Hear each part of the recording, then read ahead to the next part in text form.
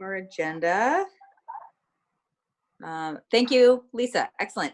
And I know it's kind of annoying, but I'd like to pull up an American flag image, if you don't mind. And we can do the pledge. And maybe Ms. Changus, you can lead us today. You got it. Please stand. I'm going to wait for the flag.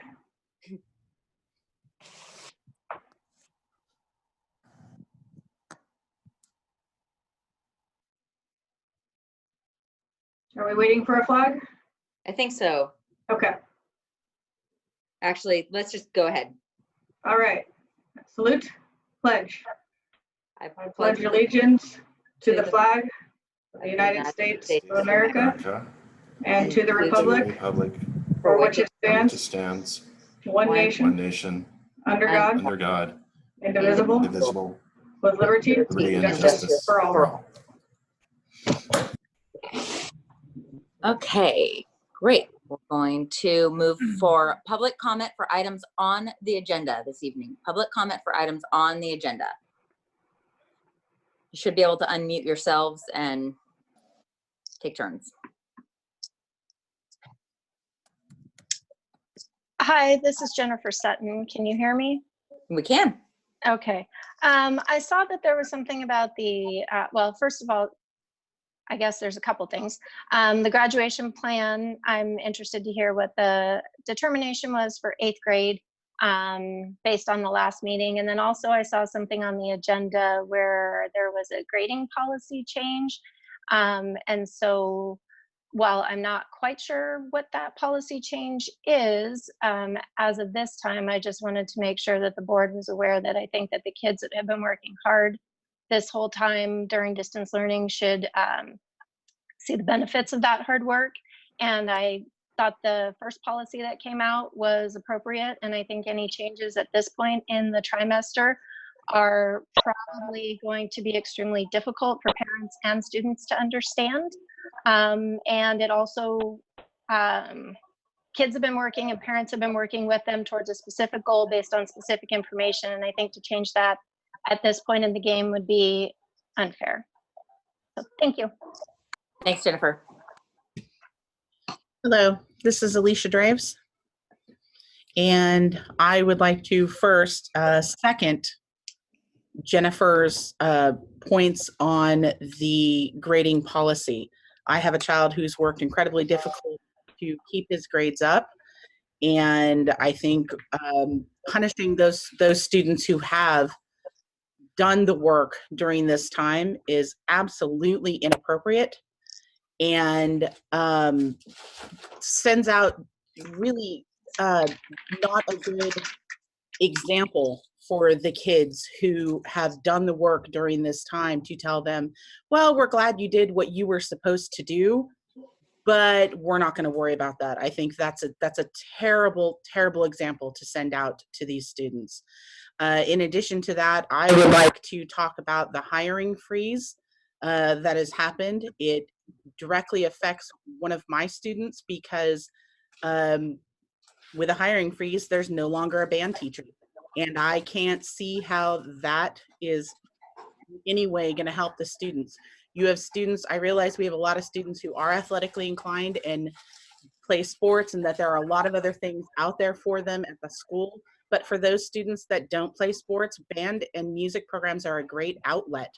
And to take that away, I can't see that as being a good thing. Thank you. And to clarify any confusion that might exist on the grading, the intent has been more focused on the students who have lacked access and are being adversely affected, much more so than students on the upside. One of the items we're going to be talking about is how might we recognize students who have done the work in a meaningful way, but not adversely affect them at all. That is absolutely not on the table, just for sake of clarity. Okay.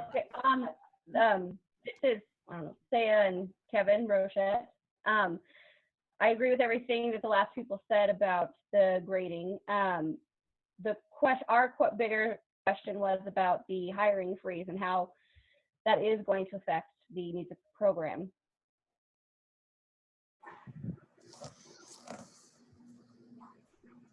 Is there anything specifically you're thinking about, Saya?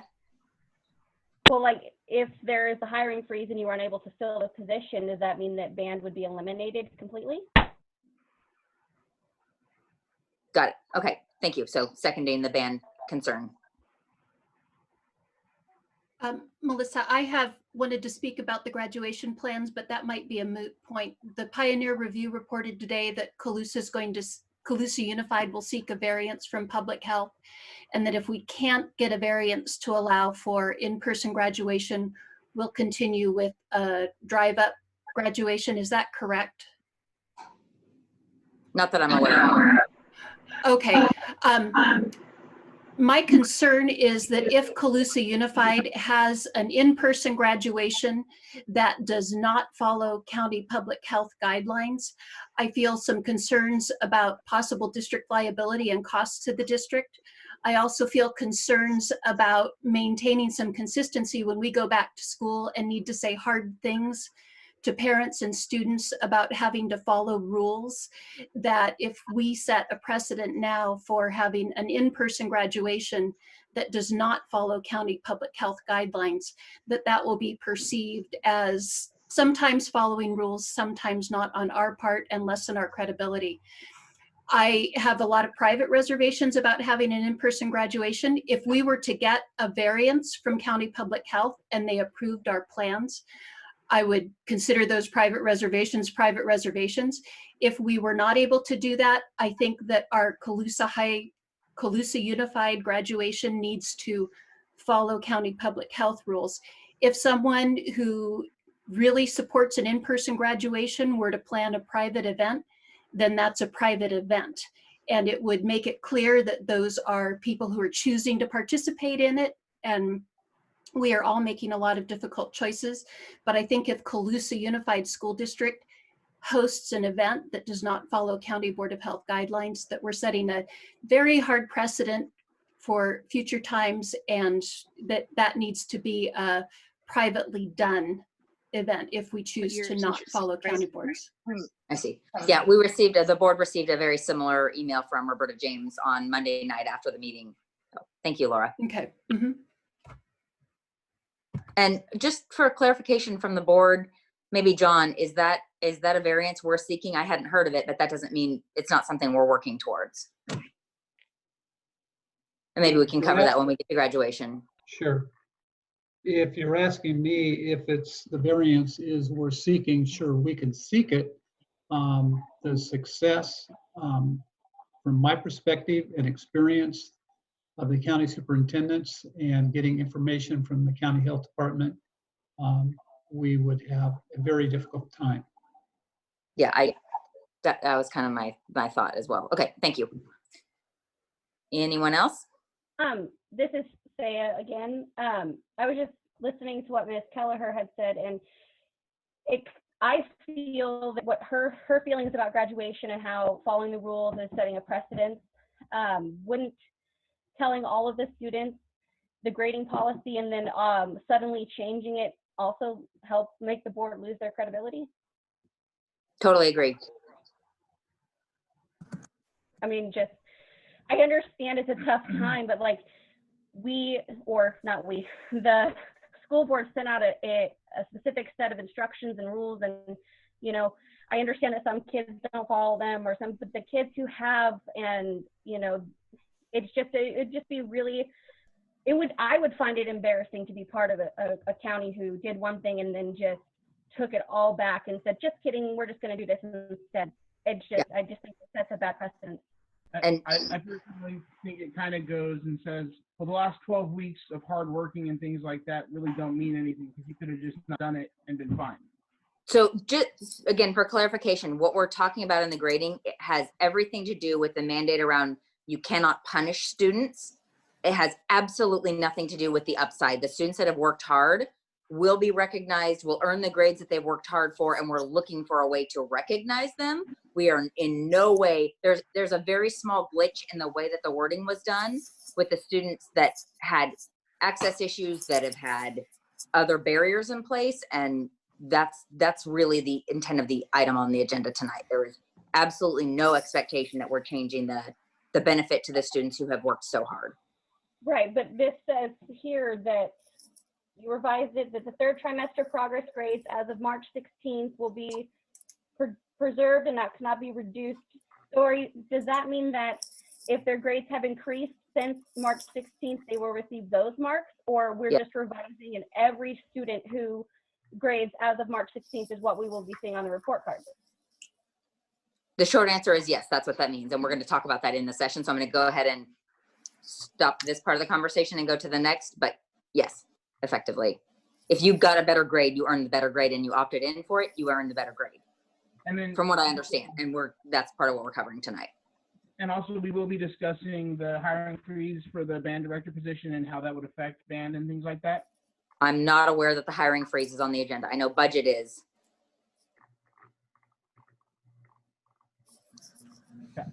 Okay. Anyone else like to speak for items on the agenda? Yes, this is Kim Turner, and I'm not only a teacher, but I'm a parent, and I wanted to speak to the change in the grading policy. I can understand the issues of internet and such and things like that, as I have had my own issues at our house with all my children who have been online. My concern would be going forward in the long run. I would not want to foresee that people would be using the term, well, past practice says that if something comes up, then we can just change it. And that would be my concern, just appearing wishy-washy when we went through the whole process. And it's been great that we made this decision, and we had some students motivated intrinsically and then some motivated intrinsically. And it just seems that now that that change has been made, I won't have that support from not only parents, but from students when we start in the fall. And that's a little devastating to me, because not only do teachers have a lot of hurdles to get over, now that's going to be another hurdle of the trust issue. And I feel unsupported as well. At the same time, I can understand that. I haven't had any students say that they have had issues as far as not being able to get online. Their issues have been, I can't always do it when you're online and contact, like chat face to face, but yet they still have the email alternative or talking in the stream. So there's like 3 alternatives to students being able to communicate.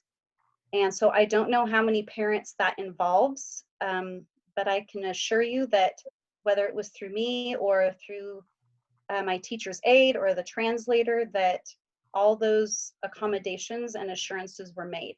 So it's frustrating me to hear this now with 5 days left, when there has been a month of time and I feel like thousands of emails. We know it's not that many. But that would be my concern going forward in the fall as to the reactions and the no support. Yep. Thank you. So in public comment, does anyone have anything different they'd like to add? I know there's a lot of support behind all of these positions. I've gotten several emails, as have, I'm sure, other board members. Anything different to add before we move to items not on the agenda tonight? I'd like to add something. I'm Viviana McNeil. I'm the school counselor for the high school. And from reading the grading policy change, it looks like it's very similar to the high school. And so I kind of want to explain to the parents that students who opt in for grading, their grades will be recorded and taking into account all the work that they have done since the shutdown or since the grading policy has been put in place. And so your concerns about those grades not being reflected on their report cards, they would be. This is more for if students don't opt into traditional grading, they would get either a pass or incomplete. And so those students who did have barriers in place and perhaps couldn't do the work at home would be held harmless, and their third quarter, you're on trimesters, progress report grades would stand true to that and could not be lowered because of any barriers that they came across. So I just want to say that all students who opt in for grading would have those grades reflected on the report card. Okay, I'm going to shut down public comment for items on the agenda. Now I'm going to move on to items not on the agenda. Does anyone have anything they'd like to say about items not on the agenda that we haven't mentioned so far? Yes, I actually would. Hello. My name is Adrian Reyes, and I'm currently a senior at Colusa High. As well, I am a member of the Colusa High School Band. Music education has been a part of my life for 8 years, since the 5th grade. I am currently the oldest member, both in age and years, at the band. The band has given me many great opportunities that I am very grateful for, such as being able to travel to places like Universal Studios and being able to perform at Carnegie Hall in New York. Through the music education program offered here, I have been able to discover a talent that I wouldn't have been able to find otherwise. I feel that if the hiring freeze affects the music program, it will prevent many students from discovering their own hidden talents as well. I was given many once-in-a-lifetime opportunities that I wish all my fellow musicians to experience as well, and the hiring freeze would prevent this. These amazing young musicians have worked long hours to be able to perform at the level they do. A year off would affect these students in a negative manner upon returning. Not only performance quality would be affected, but as well the dreams and ambitions of rising seniors who have worked their hardest in band to get to where they are. This would certainly devastate them not being able to play in the band for their last year. As well, I feel there should be more importance given to music education, just as much as extracurricular activities that are offered at the high school, such as sports. To conclude, I feel there should be an exception made for the high school band on the hiring freeze. As well, there should be a consideration of musicians' futures and more importance put into the music program at Colusa High School. Thank you, Adrian. And then Melissa, I know you're trying to wrap up the comment section, and I know you can call on me at a later time, but I just wanted to give a tidbit of historical, if that's okay with you. For items not on the agenda, or historical what? For items on the agenda, I just wanted to give I'll be fast, 30 seconds. Okay, go ahead. Just in being an individual who saw the planning execution of a graduation, it's pretty extensive. And so when weighing these different decisions, I think that it's very important to remember how much goes into planning a graduation and a ceremony and how many moving parts you have. And I just also want to kind of end this statement with what a great relationship our district has had with our 2 unions, and to move forward with the plan and making sure our union members are supportive, because that's an integral piece in the planning and execution of a graduation, no matter what format. So just thought I'd give those 2 cents in the planning and importance of all positions in making a graduation ceremony a great ceremony. Thank you. Okay, I'm going to move on to E, information discussion action items. E1 is our May revise update, and I believe Mr. Landsberger, you are on deck. Okay, I'm gonna turn your volume down. Just to confirm that my screen shared, you guys see the presentation up? Okay. Yes. I'll be as brief as I possibly can. There's a lot of information that came out in the May revise. Came out on Thursday of last week. So a lot of different folks had a bunch of different guesses at what the governor was going to do, and he did quite a bit. So we'll go ahead and see if I can't get this to, there it goes. So very quickly, I'm not going to read everything that's on every slide, but I think it's always important that we understand the economics that are affecting the state's budget. This year it's COVID-19. We've had 11 years of expansion. During those 11 years, previous Governor Brown always said, it's not if we will have a recession, it's when, and that when is now. And nobody expected to have a recession of the magnitude that we're currently looking at, having a global pandemic. So the months ahead will continue to evolve as far as the financial picture for the state and how that impacts us as a district. Very quickly, California's economy, they were 6th, we're now 5th, so somebody dropped below California's economy on the world stage. So we are the 5th largest economy in the world. And when parts of the country get a cold, California gets the flu because we are so much bigger than other parts of the country. Very quickly, part of the challenge that the state has when they're putting their budget out right now is, I'm sure everybody's aware that July 15th is the new tax deadline for filing your taxes for calendar year 2019. That usually happened in April, and this chart shows you that the difference in April receipts, typically hitting a 22 or a 30% number, was 7.6% this year. So there is uncounted money, which means there is an unknown amount of money or lack thereof still coming into the state in July. The May revision did make some assumptions. We've never shut the state's economy down for a couple of months or the nation's economy down for a couple of months. $41.2 billion loss in revenue compared to the estimate for January for 1920 and 2021. $9.1 billion loss in the current year, $32.2 billion loss for fiscal 2021. This compounds with some other safety net programs that the state has, and they're looking at a $54 billion deficit to the budget for the 2-year cycle. We do have a rainy day fund. It's got $16.2 billion in it. That rainy day fund has a stipulation that you can't withdraw more than half of it in any one term.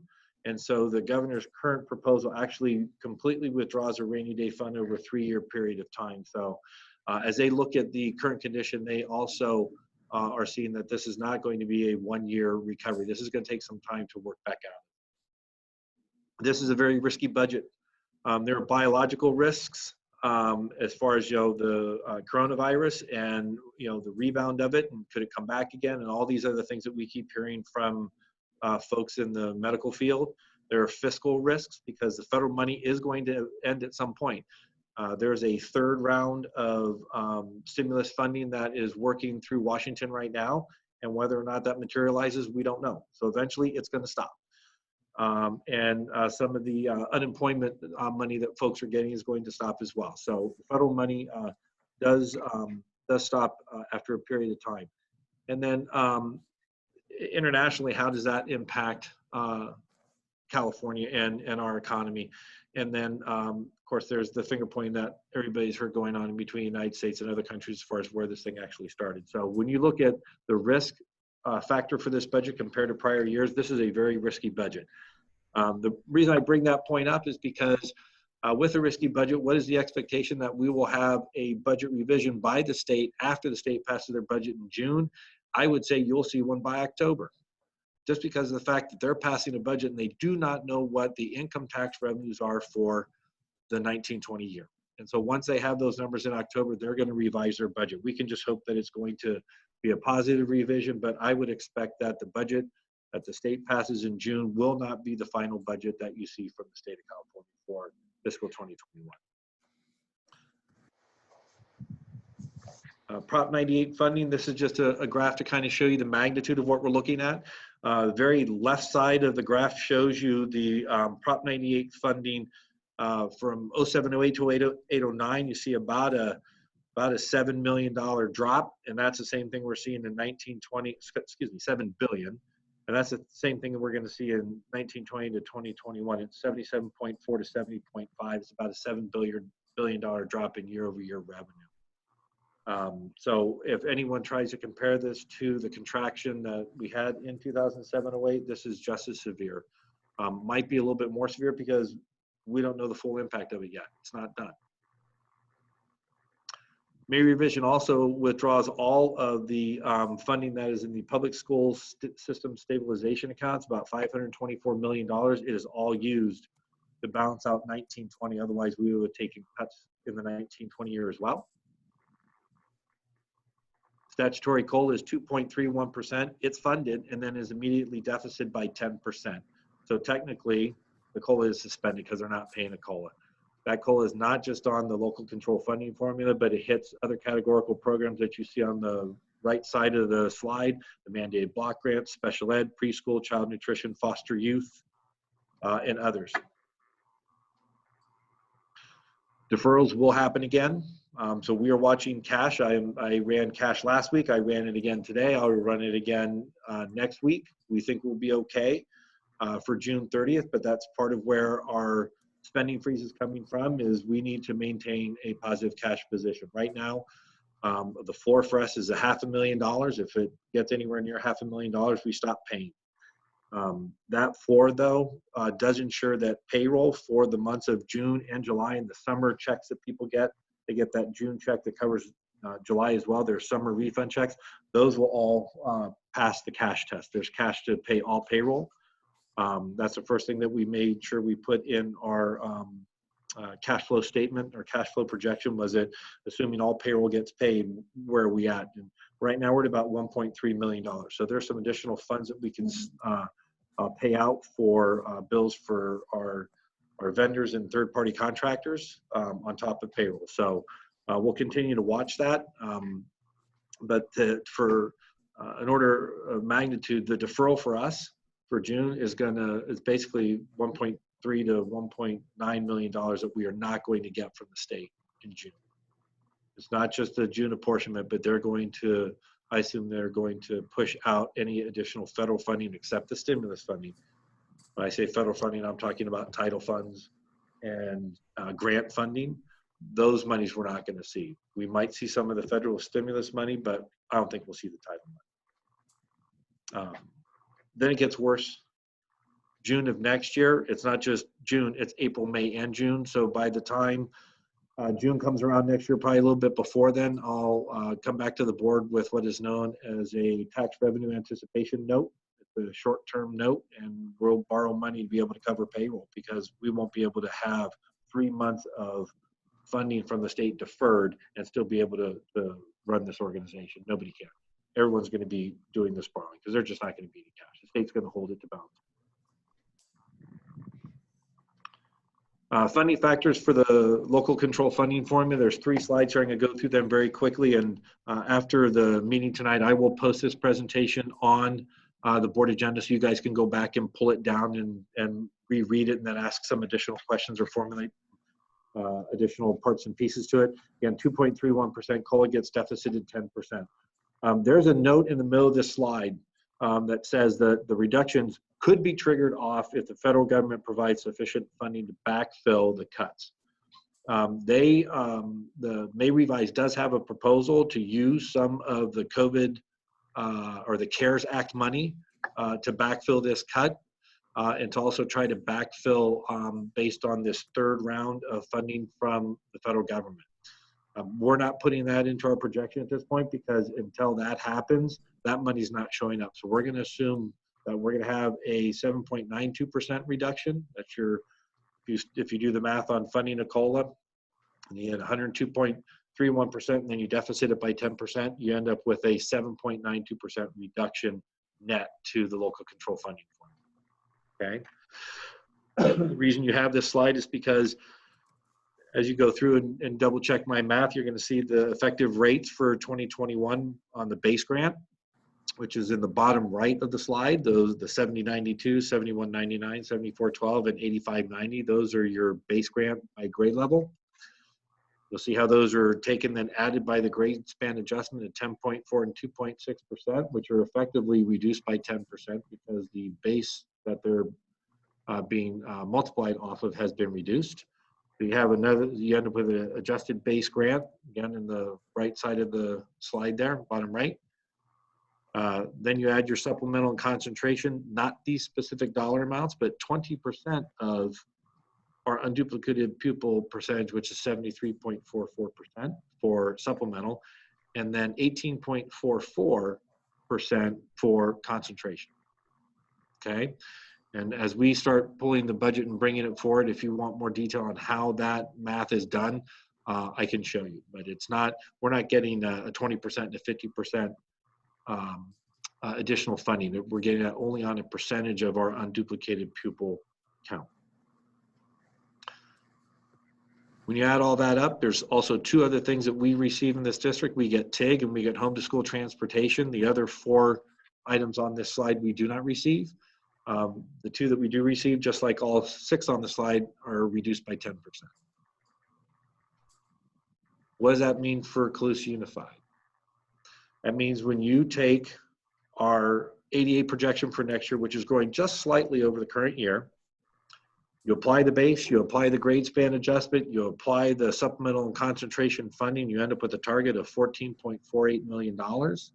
We add the TIG and the home to school transportation, which has been deficited by 10% from last year, gives you $14.586 million in estimated funding. Our P2 estimate for 2021 was $16.173 million. So we are seeing an effective dollar cut of $1.586 million.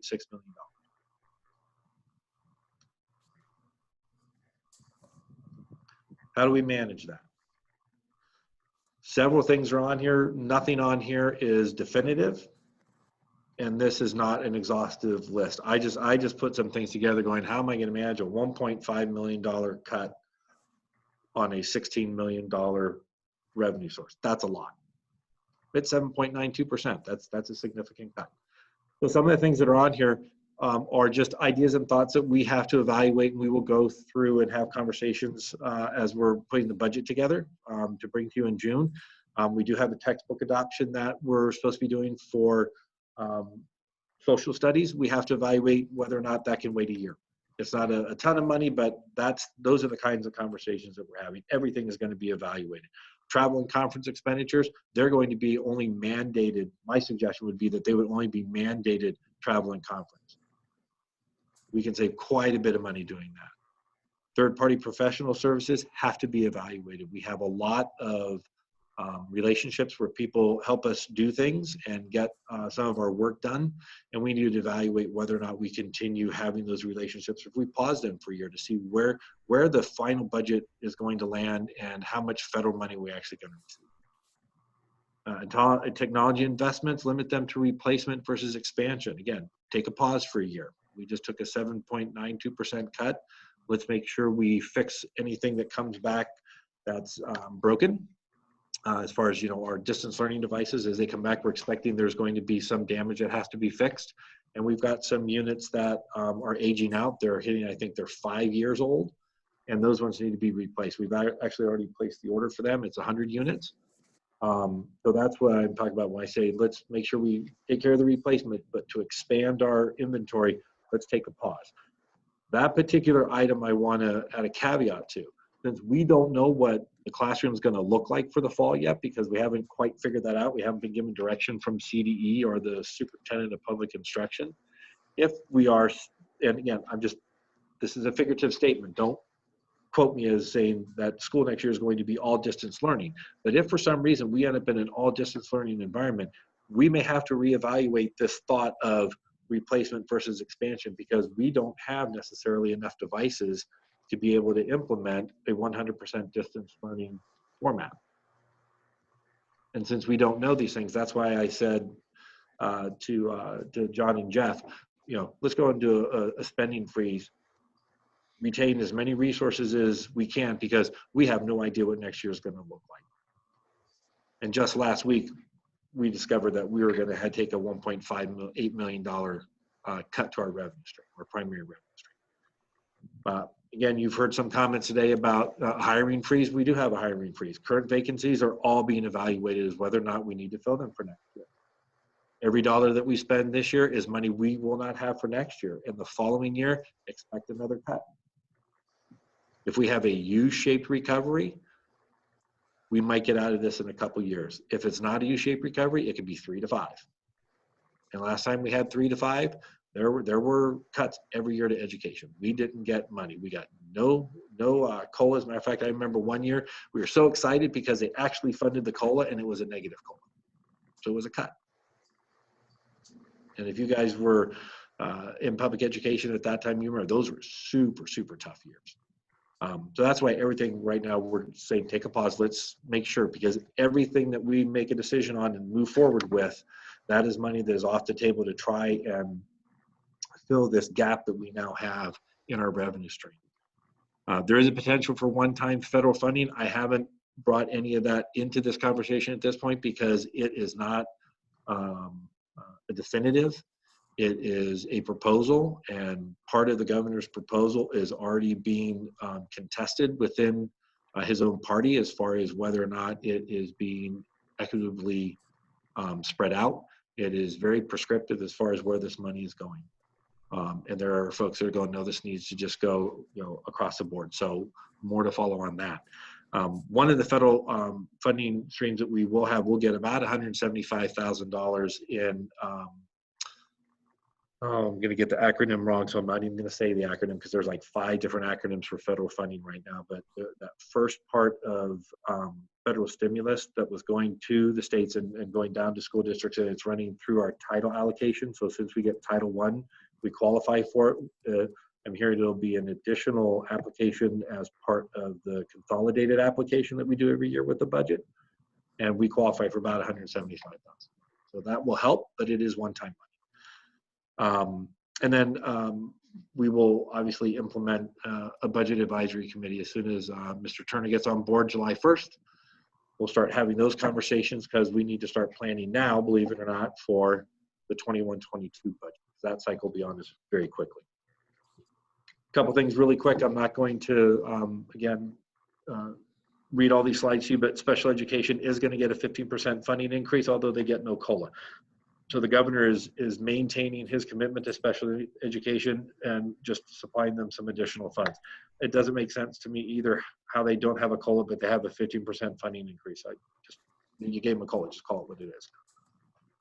Categorical program cuts, there were a lot of them. These are the current categorical programs that the state has. They were all cut. The 4 with the red arrow next to them are programs that this district currently participates in. For California Partnership Academy, CTE, and AG, the overall programs at the state level were cut 50%. The positive in that is that as this is rolling through federal money, this will be money that is allocated at the end of 2021. We have a current allocation, for example, for CTIG, and it has a grant cycle of July 1 of 2019 to June 30th of 2021. So we've had conversations with them and they've said that money's secure because it's a 2-year cycle. It's the next 2-year cycle that's being cut. We'll get a little relief out of the PERS and STRS rates. Part of the proposal from the governor is to pay them down, that unfunded liability that we have to pay into every year. I believe this current year our cost is $600,000 contribution to the unfunded liability for PERS and STRS. But dropping it down to 20.7% for next fiscal year will help some. We have not calculated that number yet. STRS drops to 17.1%, and they had rates of 18.4 and 16.15, so 17.10 and 16.15. So another percent drop to the employer contribution rate. My back of the napkin says between the two of these, it's less than $100,000, but it helps. Every part and piece we find helps us get to that $1.5 million. I did talk a little bit about additional federal funding.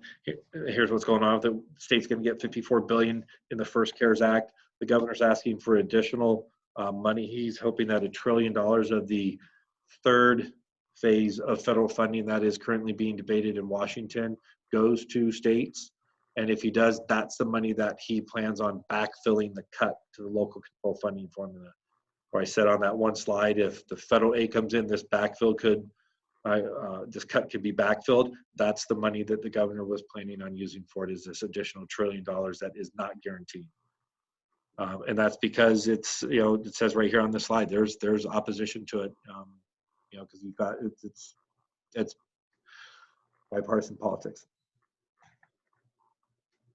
We do have some local relief measures that will help just a little bit, not a lot. There's 6 of them listed on this page. The 3 that have a red check mark are ones that we qualify for. We can ask for an exemption from the deferrals. It doesn't help with fund balance. It helps with cash flow. So we don't get any more money for it. It just means that we're not going to have our apportionment for June deferred. We would keep it and it would just help us with cash flow. But it doesn't do anything to solve the $1.5 million deficit to our revenue for next year. The fact that we can exclude that $600,000 on behalf payment for STRS and PERS out of the routine restricted maintenance amount calculation, that helps. It's about $18,000.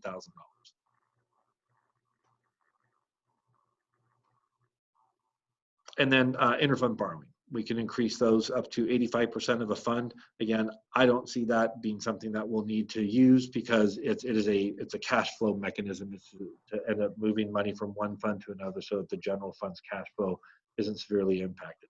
The other three things on here, special ed is run by the county, so that's a mechanism for them. We don't have any property that we're even thinking about selling, so having surplus property go back into the unrestricted general fund.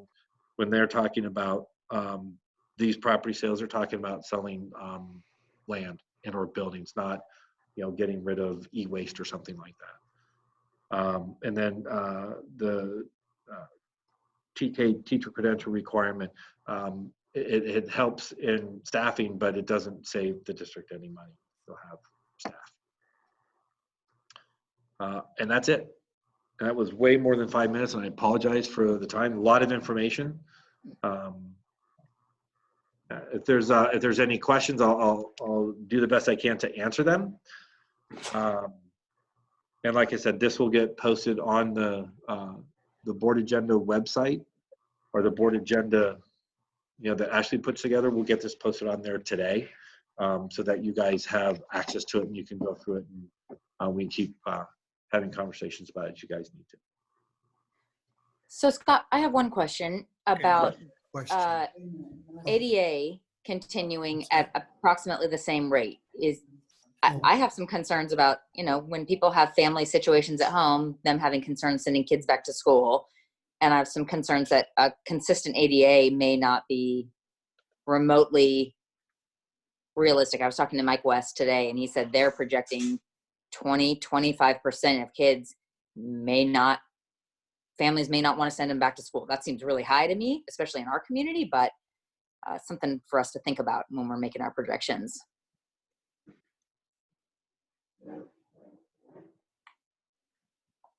So I guess it wasn't a question. I guess it was more of a statement.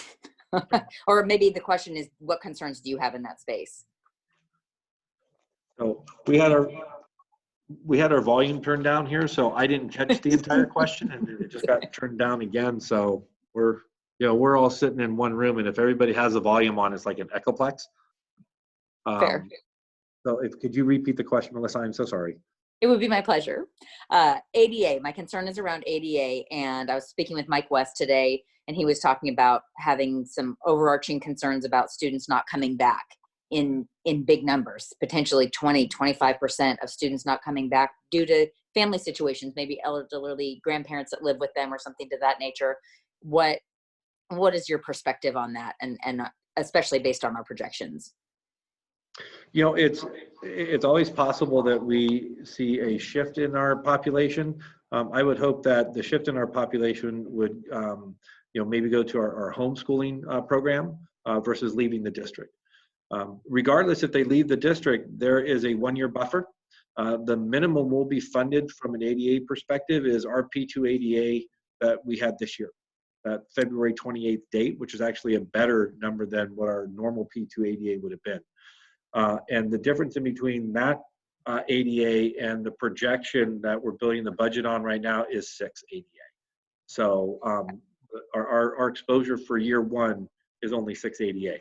However, we need to monitor that at the time that CBEDS comes in, that enrollment number at the beginning of the year, and I'll project ADA off of that, because if we are going to see a decrease in ADA, then we calculate what the loss of revenue is for that, and we add that to that deficit number that we have to start mitigating. So there's a 1-year buffer if we have a drop in ADA. Okay, thank you. That's helpful. I think that'll certainly weigh heavily on our decision on how we staff our homeschool. And I believe very strongly that if we don't figure out a way to bring kids back to the classroom in the fall, we'll see charter schools popping up all over the place that are willing to take kids, because it's a massive burden on families not to get kids into the classroom. And I think when we think about No Child Left Behind, we are leaving behind a massive swath of children when we do distance learning that we just can't make up for. And I know there are some subjects that are much more able to transfer to distance learning, and some that are just extremely difficult. So as we make our cuts, I anticipate we'll be thinking about those considerations. Thank you. You're welcome. What other Any questions? other questions from the board? Okay. Well, again, sorry for having such horrible news. But I think the one thing everybody can take away from this is as we're going forward and having to do reductions, it's not because of anything that anybody did wrong in this district. And so, you know, it's just the cards that were dealt. And as a group, we get together and we have ideas and have conversations and we figure out the best way for this district to mitigate and move through this. So everybody should just be super proud of where the district is coming into this, because we're gonna be okay. There are some districts that are gonna go bankrupt over this. We're not. So we're in a very strong position as we're going forward. It's just a very serious situation when you take an 8% cut and you find out about that 45 days, well, not even 30 days before we have to post our budget. So the reaction time that we get here is very, very short. So I appreciate everybody's support, and I've already had ideas thrown my way and things to think about. And so again, constantly in conversations with others on our administrative team, and we'll bring a balanced budget one way or another to you in June. I have one question, Scott. Can you still hear me? I sure can. Okay. As we think about the superintendent's budget advisory committee, you mentioned that we'll get that started once Mr. Turner comes on. I would like to have it in place so that the moment he's on board in July, we can get started, because obviously it's not long before school starts after that. And so if we could get to work on that sooner than later. I know he's been very good about being in contact with us and priorities, and I think it would help our community and families feel connected. And I'm sure he'd have questions for us to start thinking about before we meet. Some of those things I would very much appreciate. I'll reach out to him. He and I had a conversation about a couple templates to use. So I will reach out to him and we'll get that started now. Excellent. Thank you. You're welcome. And Board Trustee Ortiz, this is Mr. Turner, and I heard your message, and Scott and I will circle back and we'll definitely get started on that right away. Thank you very much. Okay, that takes us on to E2, our graduation plan discussion. Much anticipated conversation. So I'm not exactly sure where to start with this conversation. Mr. McIntosh, do you have a thought on where we should start this conversation? Sure. Yes. This document that you have before you is the background and variances that we have to comply with. And what I'd like to start with is there's concern about the district's liability. And we have a representative from George Hill Risk Management, Mr. Fred Cannon, and he is zooming in, and he can talk specifically about the COVID-19 risk and having an in-person graduation. So are you there, Mr. Cannon? Yes, I am. Okay. Good evening, everyone. I'm going to speak specifically about the insurance area, and I'm not going to really say if you should have a graduation ceremony or not. I just want to cover the liability that you may face in the event that you had one. Tri-County Schools Insurance Group is your insurance joint powers authority provider, and we have a memorandum of coverage that is very specific about the types of insurance that you have. One of the major insurances that you have is general liability. And as that policy stands right now, there is no exclusion or any language excluding COVID-19 or claims resulting from COVID-19. I would compare it to, say, the chicken pox and the possibility that somebody contracts chicken pox or other communicable disease at a gathering that you have. If somebody were to sue the district because of that, that would be covered by your insurance. So yeah, in terms of the insurance policy, I don't see any major concern about having a graduation ceremony as long as it is within the guidelines that you've established, county, state guidelines Of course, social distancing, keeping everybody with 6 feet between everybody. I don't see a concern from an insurance standpoint. If you have any specific questions about scenarios, I'd be happy to entertain those and answer those.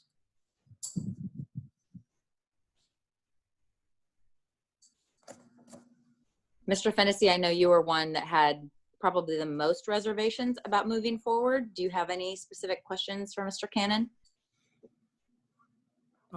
No, my biggest concern is just the potential for the spread of the disease. And I know we're in an area where it's a very low rate, but does it, so the chances are low, but I think it's still there. So I'm just concerned about that. Yeah. Yeah, that's always out there, and I think the best practice would probably be to put together some general guidelines. Of course, anyone who's 65 or over, that would be probably pretty hard, but it would probably be a good guideline that anybody at that age not attend or wear a face mask if they're going to be there, or maybe face masks is another recommendation, and we can help you come up with those recommendations or those guidelines if you do decide to move ahead with your graduation. Excellent. Thank you. One thing I was remiss in on Monday night that I did not give priority to, that I apologize for, is Mr. Mason, I'd like to hear the plan that you worked to come up with. Ms. Changus referenced it, and I walked away from Monday's meeting feeling like I really did you a disservice. And so if you are able, could you talk us through what your initial plan was before we just jumped into the parent proposal? Sure, no problem at all. And you were referencing the parade that we planned with the police and fire department, correct? Kind of the overall, what did you have planned for graduation if the board made no comment about it? Sure. So we would have basically a parade through the town of Colusa. Each student would be able to have one car and in a parade, and they would be able to have their parents or whoever they found appropriate to be in that car with them. No trailers, no boats, no anything like that. No hooking up anything. So you would be driving through town, in collaboration with the police and fire department. I've got it kind of here in front of me. Start at Hoblet Motors, get everybody lined up over there. The parade would be led by the fire department, and then it would be the valedictorian and the salutatorian behind, and then it basically become first come, first serve, just because logistically it'd be impossible to line them up. So it'd just kind of be that way. So we'd start down, having it in front of me, so I'm going to reference it, 5th Street. And then once we got down to Fremont, they would take a right on Fremont, take another left onto 8th Street, and end up at Colusa High School.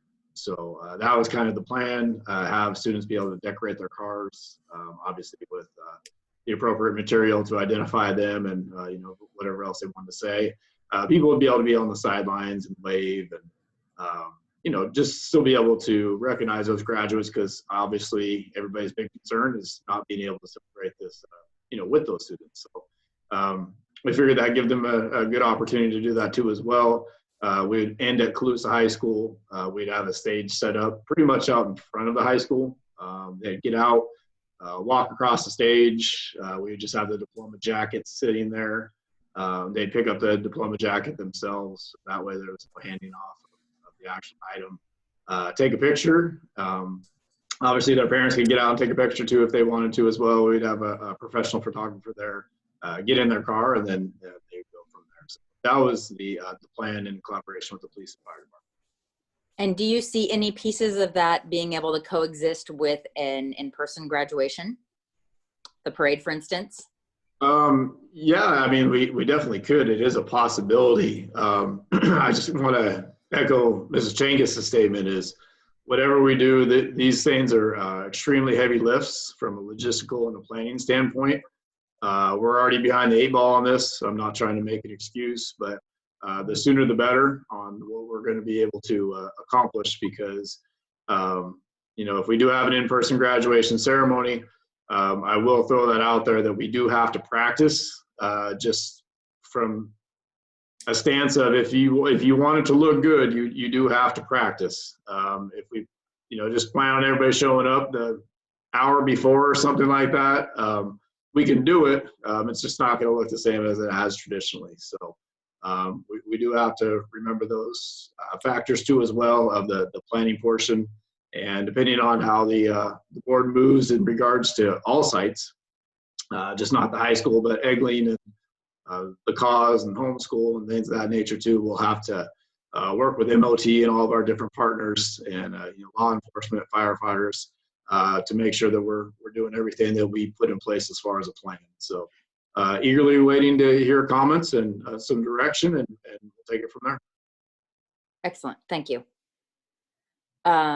It seems to me as I listen to Josh speak that you might be able to accomplish the parade to the high school before the hour-long practice before the ceremony, which would give the community a chance to come out and support our students, even if they're not the few chosen adults that come to the ceremony. That would give people time to get through the parade, broken down, get the students to the site to practice, and then initiate that in-person graduation after that. I guess I'd like to possibly, you think? Yeah, I just, from a planning perspective, we're really going to have to meet. I'm trying to put together, some stakeholders and kind of think this thing through. Yeah, I mean, we'll do what we can. It's a heavy lift no matter what. Could we do something like that? Yes. Could we get all the partners together? I'm not too sure at this time. Would you prefer, I guess it would be partially a question for our partners, but if it made it easier to do it, say, on a Thursday and then graduation on a Friday, maybe that's a consideration. Yeah, I'll be honest with you, that would make it much easier if you had the parade on one day. The only thing is we just have to get the law enforcement approval, because they're the ones that have to block all the roads and things of that nature. We wouldn't be able to have a full shutdown of any roads because it has to be Caltrans approved, and it takes a while to have that happen. So it would really be determined by Officer Fitch and his fellow officers if we could have a parade. Our original date was going to be on Saturday, May 30th, I believe, at 10 a.m. We're going to have everybody arrive at 9. That was our original plan. That's the only plan that I've communicated to him. So anyways, that's a little background on the topic. Okay, that sounds like a great time to me, following the graduation, if we did one on a Friday night and the drive on Saturday morning.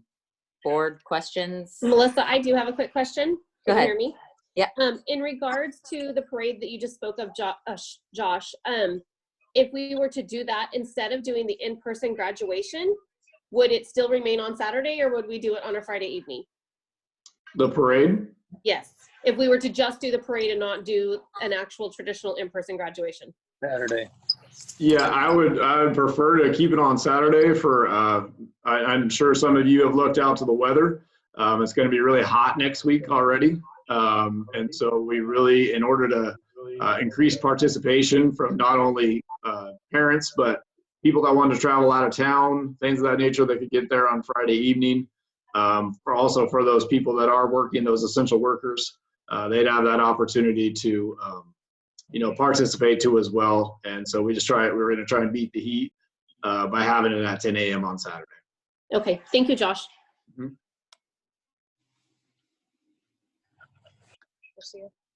And just for the sake of clarity, I'd like to address high school graduation first, and then we can go to 8th grade and then homeschool and cause, if that works for everyone. Just knock out one at a time rather than trying to commingle them all.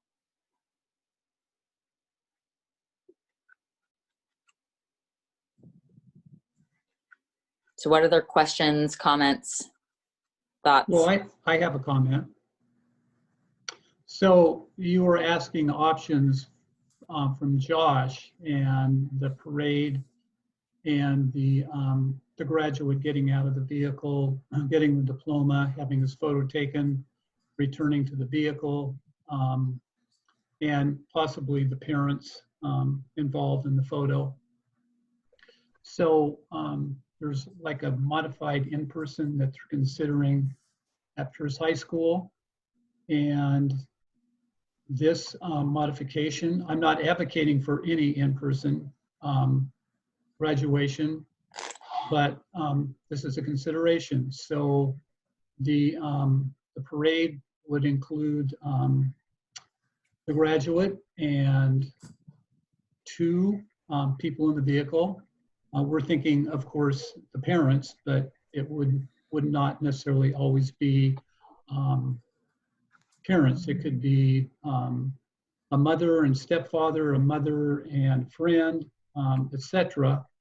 And they would, when the graduate walks into the stadium, sits in a chair, and the chairs are placed 6 feet apart, and the 2 guests walk to their seats in the stadium, and they are seated 6 feet apart. So for Colusa High School, we would have approximately 100 guests in the grandstands, and we would have 96 graduates on the field.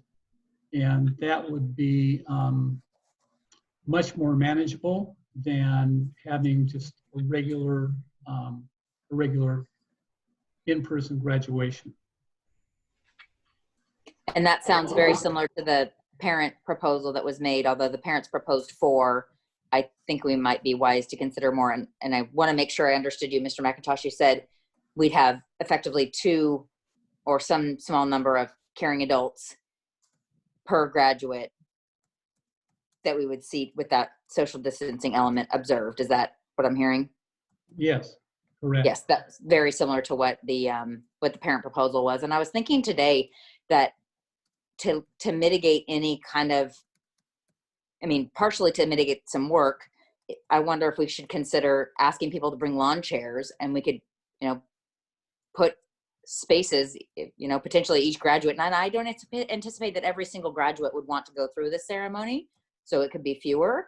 We could use grass grows. We could spray paint on the grass. Here's spot number 1. Here's spot number 2. Here's spot number 3. And each family could be handed, here's your number. Go find your number. Bring your lawn chairs. Less setup for us and take down for MOT time. I think the bleachers are a solid option as well, but just something else for us to consider. Okay, and could I talk a little bit about the advice of legal counsel? Yes, please. Okay, so Mr. Thurbin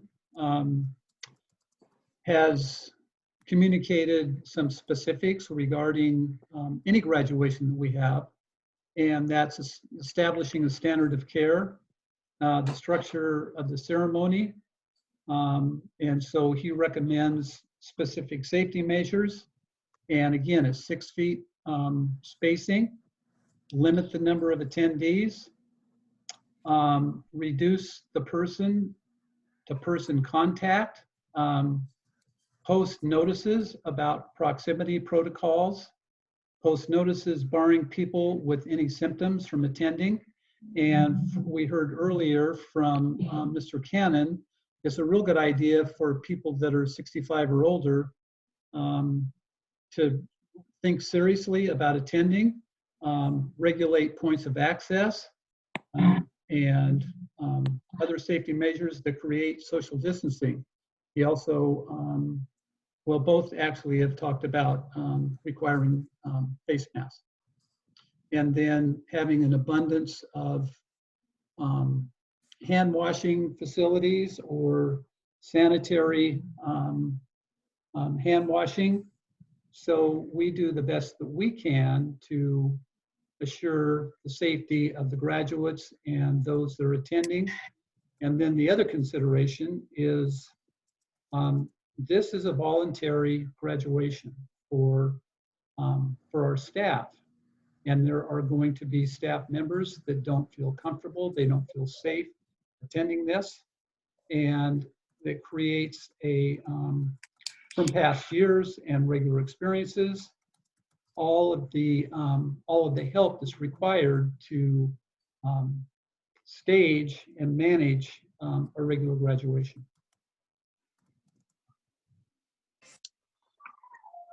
I think Melissa, the voluntary, go ahead, Kel. This, I guess, would be directed mainly to the high school. Have you guys taken kind of a poll of your teachers of who would feel comfortable in being there and participating for those that need to be at a graduation? No, we haven't conducted anything at the high school in regards to who would and who would not participate. We just I put the caveat out there that it would be voluntary, because if it is on a Saturday, that wouldn't be a contractual work day regardless. Right. So yeah, it's something that I just put out, even with the parade, that it would be voluntary. Okay, thank you.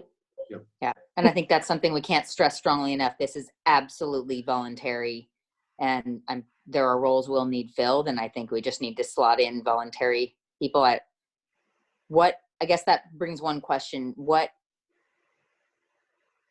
kind of support do we require, and how much of that support is tied to an individual person versus something that we could take volunteers for effectively? I know Josh is going to answer this question, but I'm going to emphasize the classified staff as well. The classified staff helps considerably with putting on graduation. But I'll let Josh take over, exactly, Josh. What I have in mind. Yeah, thanks. In regards to how many people to put this event on, it'll take a significant amount from MOT to put it together, especially if we have to do all the precautions that John just kind of detailed. So it will take a number of those employees to help out. In regards to, it really depends on what this graduation looks like. In a normal setting, obviously we would have the board there. We would have all the people that presented the awards that are required at the graduation ceremony, the speakers, so which is the valedictorian, the salutatorian, things of that nature. We're going to have to mitigate some of those things, and we hope that people are understanding, because we'll want to limit the number of people on stage, things of that nature. We do have some ideas, and handing out the diplomas maybe beforehand underneath their seats. We really just want to kind of see what the board, how you all decide to move forward tonight, and then from there we can really start thinking about, okay, here's the parameters that we need to work within. What can we do and what can we not do? And just take it from there. Got it.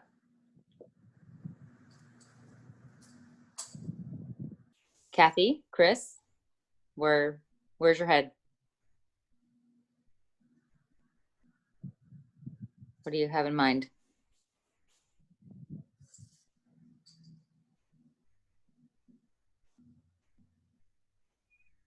Kelly, Mike? Go ahead, Kath. Colusa? Mm-hmm. I was wondering, I had tried to text Ashley to find out if there's any way she could put Eric's proposal up so people could see it. And I also wanted to know if there's any senior parents here that could give us their viewpoint. I'm not sure we have the freedom to do that in the context, since that was during items on the agenda. Am I wrong about that, Mr. McIntosh? No, you're not. They've already had an opportunity to make their public comment, and now this is a discussion with the board. Right, okay. But it would be helpful if Ashley is able to put Eric. Share my screen, but I can't share mine. I can get the document to Lisa right now and have her project it. Just give me a minute. Okay. Yeah, that'd be great. Thanks, Ashley. No problem. Yeah, I think Ms. Chengus's suggestion that there should be an alternate, so that it doesn't feel like, if I don't participate in this, if this doesn't feel like the right thing for me and my family as a student, that we have an alternate option that probably looks something very much like our 8th grade plan. Melissa. Go ahead, Kelly. I do have an individual who has contacted me and would like clarification from Mr. Cannon. He did mention that we do have to follow our local guidelines. And with that being, I think it's kind of in covering our insurance, I think they're wanting clarification where he said we need to follow local guidelines. Well, the local guidelines would be no gatherings over 10. So can he clarify how that works with the insurance portion? Yeah, I can make some comments on that. Your local guidelines in Colusa County say no more than 10. I think that's stage 2. I think that this would be kind of a variance to that. It is a guideline, it's not a law. So we just have to take precautions in terms of the event. And you guys have talked a lot about this, the precautions that you would take in terms of social distancing and other protective equipment. It's not going to negate the insurance is what I'm saying. It's not going to cancel your insurance or cause a claim to not be covered in the event there was some sort of third party liability from the event. Thank you. Thank you very much. Mm-hmm.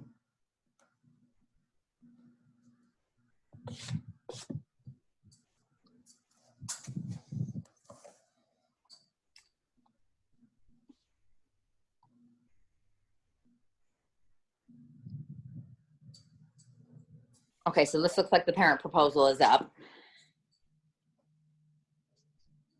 Spacing, physical spacing between graduates.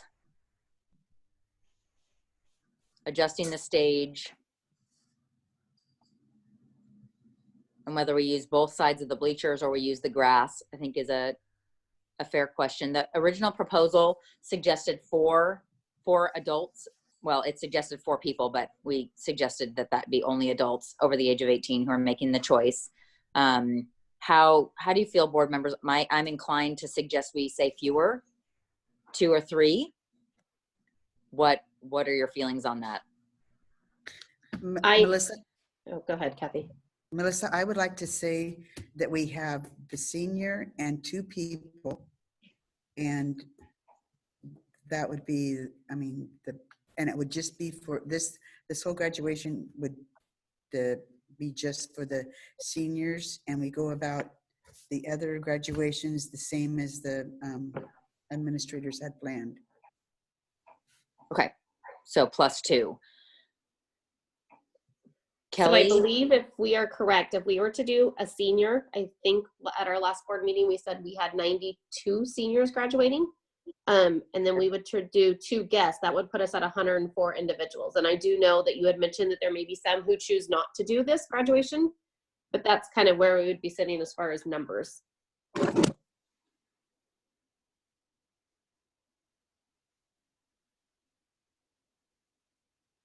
Doesn't that put us at almost 300? So if you had the senior plus 2 adults each, that's 276. What am I missing? You're not. Okay. You're correct. Okay.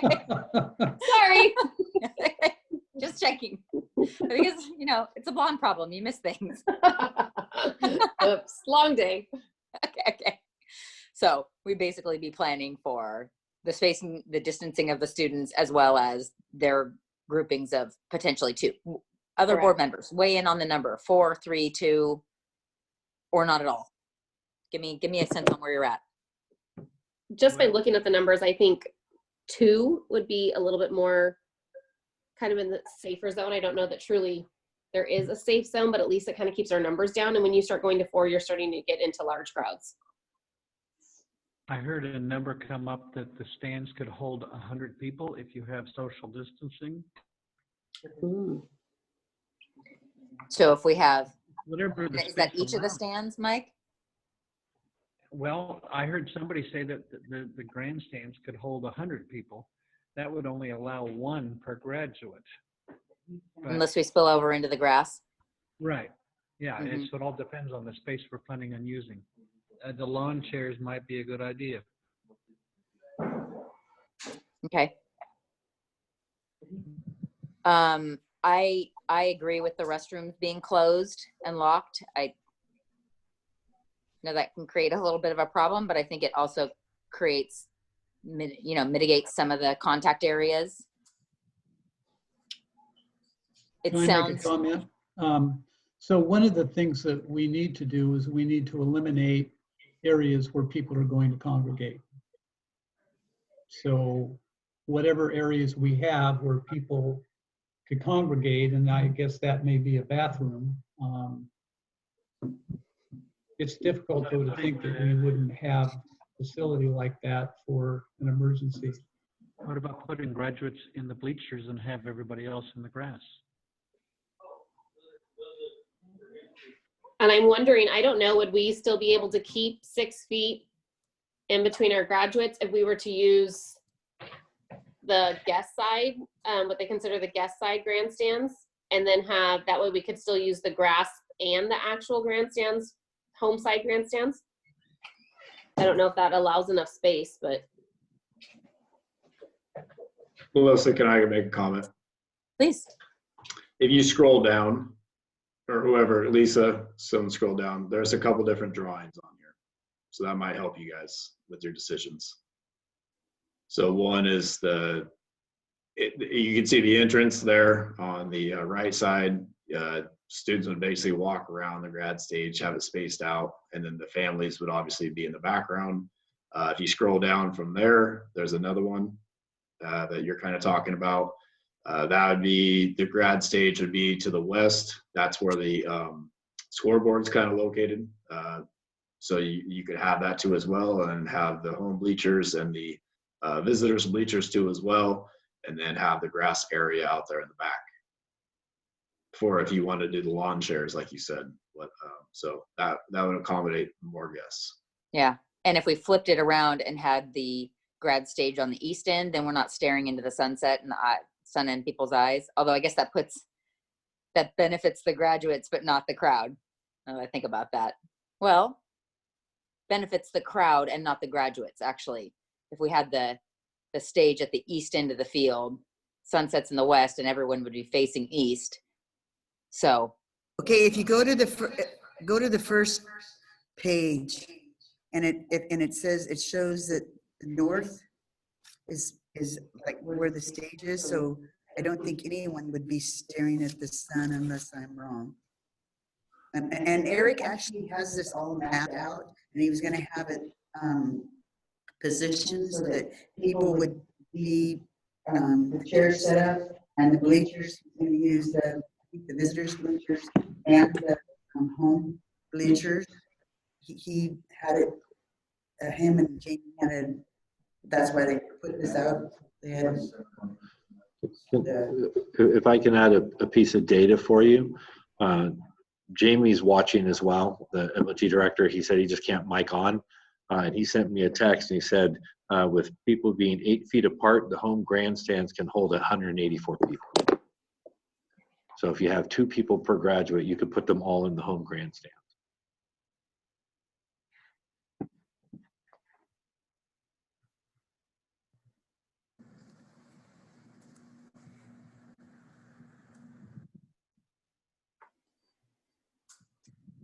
So I think before we get into the logistics, I'd like to get a sense of go, no go, because if it's a no go, this is a total waste of everyone's time. And we've got 80 people on our Zoom call. So I guess it's an agendized item. Do I have a motion?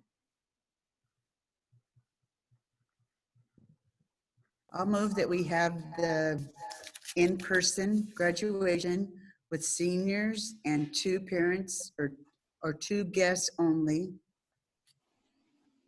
And those guests need to be of 18 or older, correct? Yes. I'll second. Okay, any further discussion? Now we can get into the discussion of potentially how, and then we can take a vote. So I'm hearing 2 adult only. It sounds like we might still like to have the parade. I think the parade is a great idea to let the community interact in a way that we can't with a small group at graduation. I could see us doing graduation on Friday night as planned, and that parade on Saturday morning. I think they wanted the graduation on Saturday morning and the parade on Friday because of the weather. I might be wrong, but I think that's what the parents group had said, that they actually were going to planning on having the graduation Saturday morning. So you would need to make sure that you clear that with the police and fire department, because they were planning on Saturday at 10 a.m. for the parade. I think it would be really nice if we could leave the parade as planned. There's a lot of work that's gone into it and coordination with local entities. And I'd sure like to see that maintained. I'd hate to recreate work that's already been very well thought out and done. I do agree with you, Melissa, because I think it's really important, since we are if we move forward with this and we are going to do a modified traditional graduation, it's important, since we're putting restrictions on numbers, that the community and those who aren't able to attend the actual graduation are still able to take part and honor our seniors. So I do think it's important to keep it as is. As is. Okay. Go ahead. Deanna Jarrett brought up a good point about maybe surveying the seniors to see who would actually participate in an in-person graduation. And the thought is that if we don't have enough, we wouldn't have one. I don't know. We can unmute her and she can clarify. I'm not sure we're allowed to. Are we during board discussion? Not really. Table. Yeah. So Fact-based thing, I think it'll still be live stream regardless, correct, Josh? And connecting with the community and others. Yeah, I mean, we can't live stream necessarily. I don't think the parade. You'd have to ask Lisa about that, because we were just going to live stream them walking across the graduation stage. Yeah. So I don't think the parade could be live streamed. Maybe the beginning of it. Lisa, you can comment on this. I'm not going to speak for her. I was meaning the graduation. They're worried about people that aren't allowed in the grandstands not being able to connect, and I think they still can connect through live stream. As long as the stage and am I speaking? I'll speak just on this. As long as we have electrical outlets to do it, and long enough cords and all that kind of good stuff for tech, then we can do it. Is that accurate, Lisa? Yes, correct.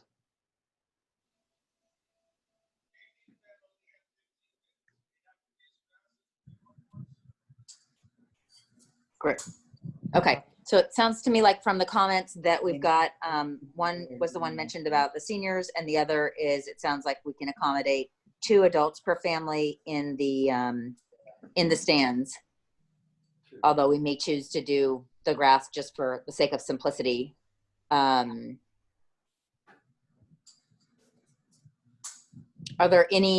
there any concerns with hosting the graduation in person on Friday night? I can't, from a surveying the senior standpoint, I can't imagine a group of parents would come to us with a proposal if there wasn't, and from what I've heard personally, a fair amount of strong desire to have an in-person graduation.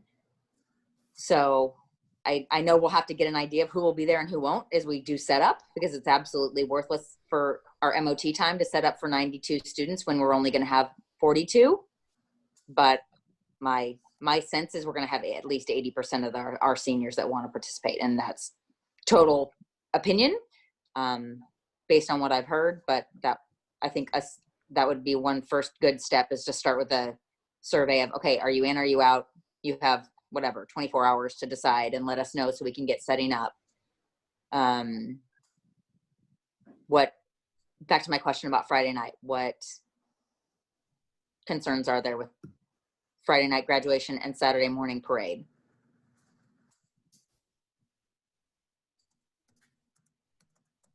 I have no concerns. Quick question for Mr. Mason. Obviously, if we're going to be holding the graduation and the parade, then they wouldn't be stopping. It would just be a parade. So that the route might need to be modified. Is that correct? I would have to work with the police and fire department on modifying that route. But like you said, if we're gonna have a graduation ceremony on Friday night, we would not set up a stage. That's just my guess. So it would just be the parade through town. But in regards to the actual planning of that, I would have to ask the police, because they would have to be the ones that shut down the road. So what if we did this? What if we used the original plan, and the students who chose not to participate in the actual graduation could actually walk then at the end of the parade? Heck, for all I care, they could all walk at that end of the parade as part of the pomp and circumstance. I mean, it doesn't hurt anything. The only thing that I would worry about is taking down the stage and then putting it up on Saturday morning too, as well, for MOT. So they'd have to take it down on Friday night and then put it back up on Saturday morning. I see. That makes sense. And you were planning for the full stage that we typically use for graduation with all the seating on it? Correct. I see. Yep. That makes sense. Which would give an additional benefit of doing all of that on Saturday. Okay. One thing to keep in mind, oh, never mind, I'll wait on this. Okay. You sure? Okay. Kelly's up. Go ahead. All right. I've heard that there is some discussion that Lions Club is going to be hosting a county graduation parade the Friday after the 30th, which would be, let me check the dates, would be June 5th. So that's something also to keep in mind. I don't want to create more work for Mr. Mason and all those that have to, but I know that he's put a lot of time into this as well. But I just want everyone to realize that the Lions Club is putting together a county graduation parade. Okay. I believe they were doing that for in lieu of the fair being canceled. And so I believe that they have that set up, like Kelly said, on that date. If they obviously could include our graduates, that'd be fantastic. I just did not want to speak on that because I have not talked to any of the representatives. I've heard that too as well. I just didn't want to bring that up tonight in case that wasn't going to be able Yes, to that happen. was information that was just given to me through Jim Pingree. Yeah, perfect. I mean, if they can guarantee that, then that'd be awesome for our graduates to jump in on that too as well if they want to participate. So okay, I will look into that a little bit further and get some more answers for you because I don't want to add any more work on your plate. And then the question becomes, would we want to do that as a replacement or an additional thing? Because it sounds like that's replacing the fair parade, if I'm hearing you correctly, Kelly. That's kind of my thought, yes, because it is the same date of what would traditionally be the fair parade. Great. So I've been wondering about that. That's good information. Okay. So Kathy, you said you thought that the parent group was hoping to do the graduation on Saturday. I think at this point, they don't care when it is. I think they just wanted the graduation. Okay.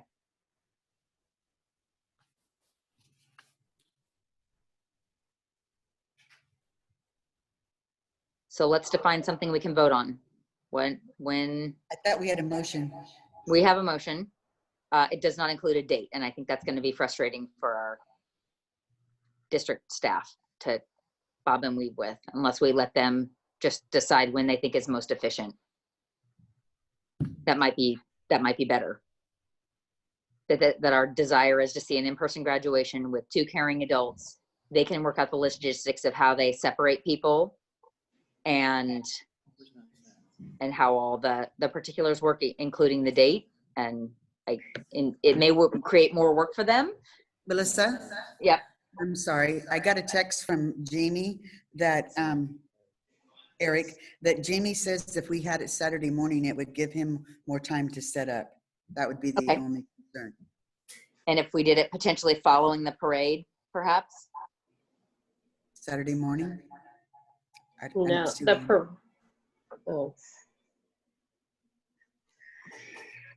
Kelly, go ahead. You were saying doing the graduation Saturday morning following the parade, meaning the parade that the school would do both? That's kind of what I'm thinking, that we finish the parade, we start the parade at 10 a.m. It stops at the high school, they get out, they go to the in-person graduation, and we have the graduation. And maybe the practice has to be the day before or something, but.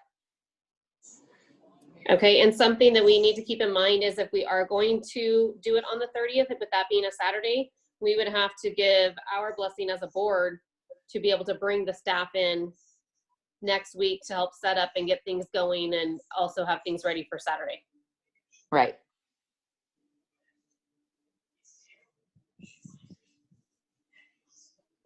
Okay, do I have to amend my motion? Okay, I amend my motion to have graduation for the seniors with 2 guests on Saturday, May 30th. Time to be determined by administration. Okay. Kelly, are you still our second? Yes, I am still the second. With those amendments in place? Okay. I'm going to go ahead and have a vote. Fennessy?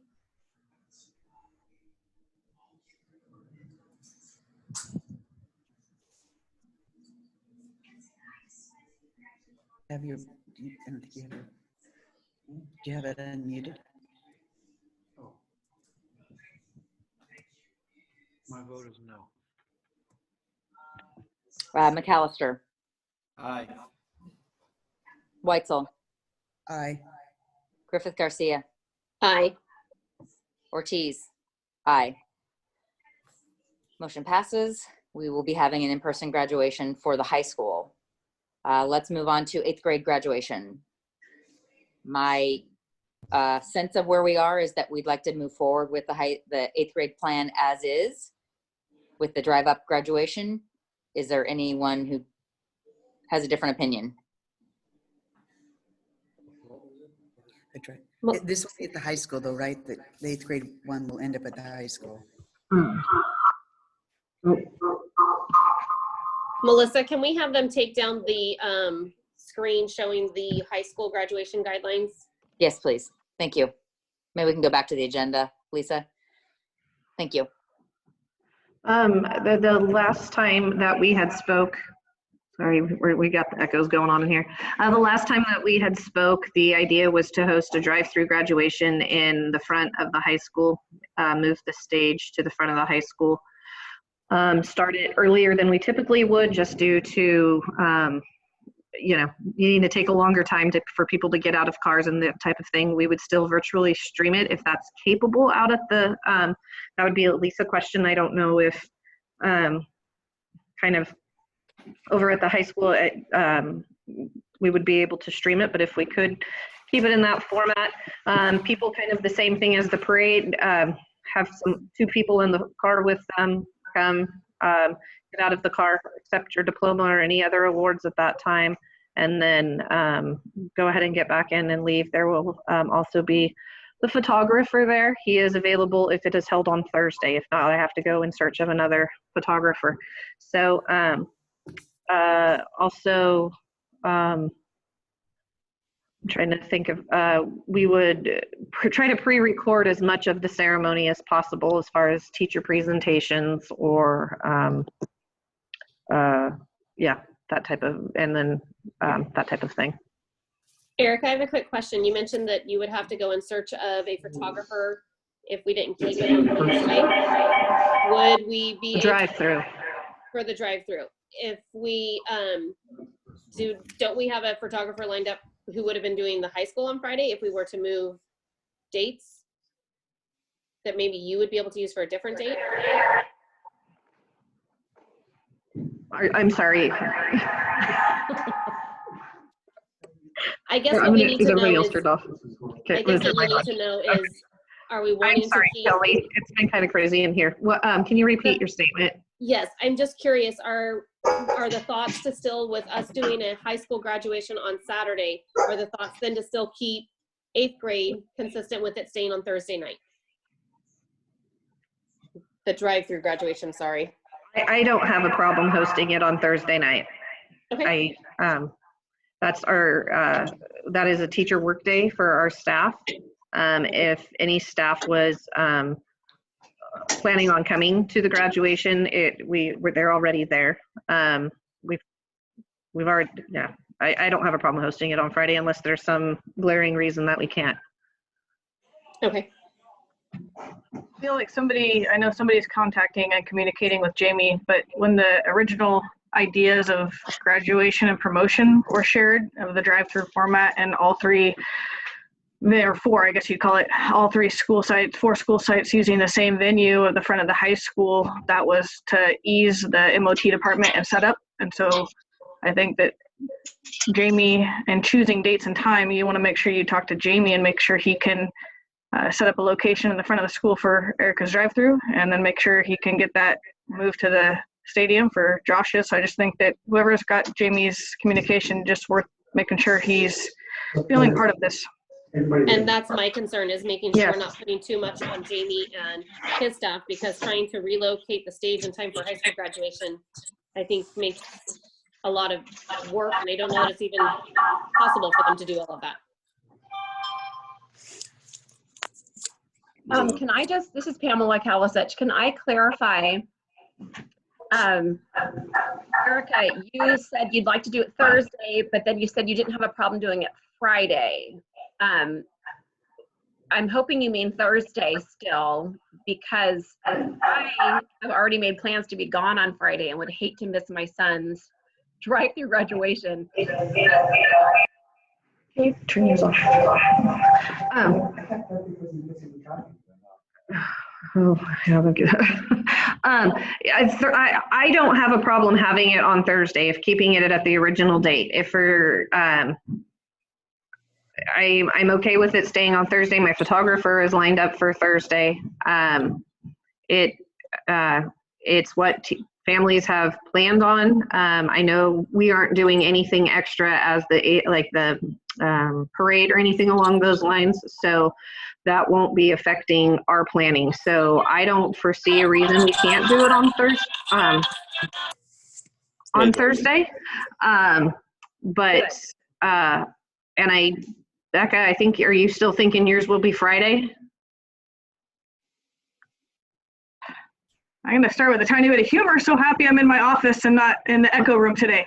Happy over here at Birchfield. So my original plan was that Colusa Alternative High School, Colusa Alternative Homeschool would be on Friday at 10 a.m. That was the original plan for the drive-through format. Once again, I'm open to things. My bottom line is I want to be able to get communication out to my families, my students, and my staff, and knowing that our unions negotiated to work on this coming Wednesday and this coming Thursday, making sure that it's staff's allowed on campus, because I'd like my staff's help. If I do it on Friday morning, I'd like to make sure my staff is included, and they can, if they'd like to, assist in the different elements. Lisa, can I ask you to mute everyone? I think we have almost everyone off mute, and that's creating some problems. And then if you need to speak, you can. Yeah, I'll have Ashley mute everyone, no problem. Mom, do you want more watermelon? Mom. Did I answer? Sorry. Did I answer your question, Erica? Man, she's muted. The gas pumps are the biggest thing I see.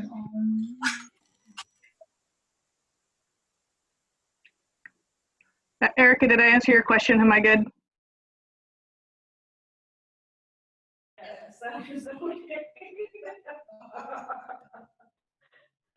Hey guys. Well, I don't have to lean on my sister-in-law. She took sign language and I didn't.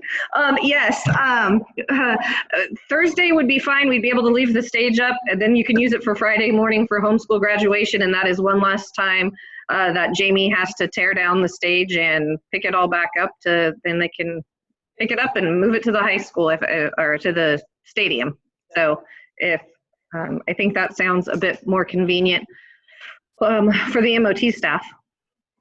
Now that said, I know we only have a action taken on one of the promotions and graduations, but I know we're really trying to make this senior centered and senior focused. And so are you guys wanting, because that's where we just need direction.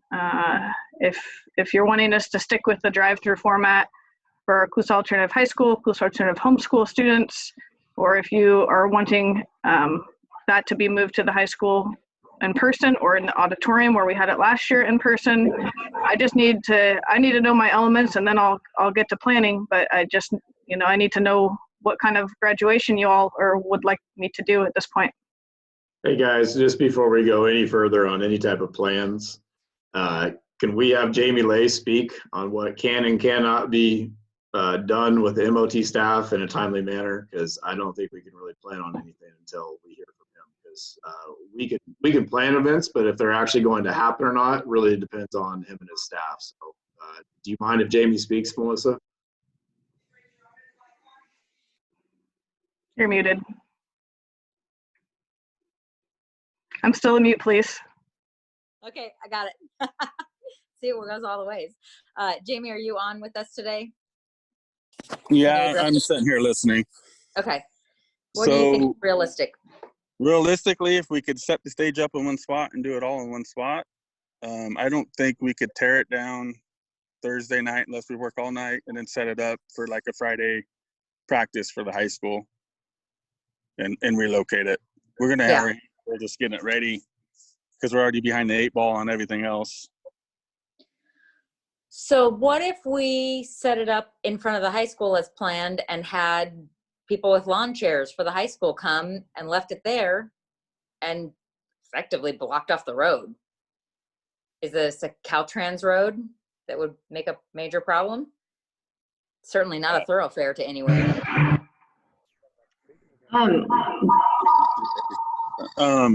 Is there an issue I mean, I know if our stage is like this big, it's not very tall. Do we need the physical hard plywood for the stage, or is it okay if we just move backdrop from place to place? Because I think the biggest pain in the butt of that thing is the backdrop, and we could still do the backdrop and not necessarily have, to have to move the whole physical stage piece, or is that taking away too much of the graduation element? So the backdrop is designed to attach to the stage. So I don't know how we would anchor it to the ground with no support to keep it up. Well, and just so you know, Jamie, no matter what format that Cause and homeschool goes through, our numbers are significantly smaller. And so if you wanted us to do the drive-through format or the in-person format at the football field, we could space them out to control the dust factor, and that might make it easier for you in having one location. Yeah, that's what I was hoping for, is could plan it just to be at the track of the football field. I have access to a water truck, so I could lightly water it so it wouldn't be so muddy and not as dusty. I think that's a great plan. I think just trying to plan all 3 of them at the one location out at the football field and around the track is what's going to be capable for all of our help to be able to take care of, and it's most realistic. Yeah, it'd be nice not to have so much set up, takedown activity. Okay, so do we have a motion for 8th grade graduation, knowing that? I'll move that we hold 8th grade graduation as a drive-through graduation out at the high school track field on Thursday evening. What is that, May 28th? And effectively as planned. Okay, we have a second from Kathy, and so to clarify in the discussion, as effectively as planned, just changing the physical location. Is that correct? Correct. Okay. What's the planned time, Erica? 5 p.m. 5 p.m. Okay. Do we have any further discussion on that? The only other thing I'm going to add to that is I will reach out to families because I don't want 100 cars showing all up at once. Indeed. I will send out directions to families, and I have directions to send out tomorrow since a lot of things are getting settled this evening, so that'll all come out tomorrow. Okay, super. Okay, I'd like to have a vote unless there's any further discussion. Any further discussion? Okay, Fennessy? Mike, unmute and vote.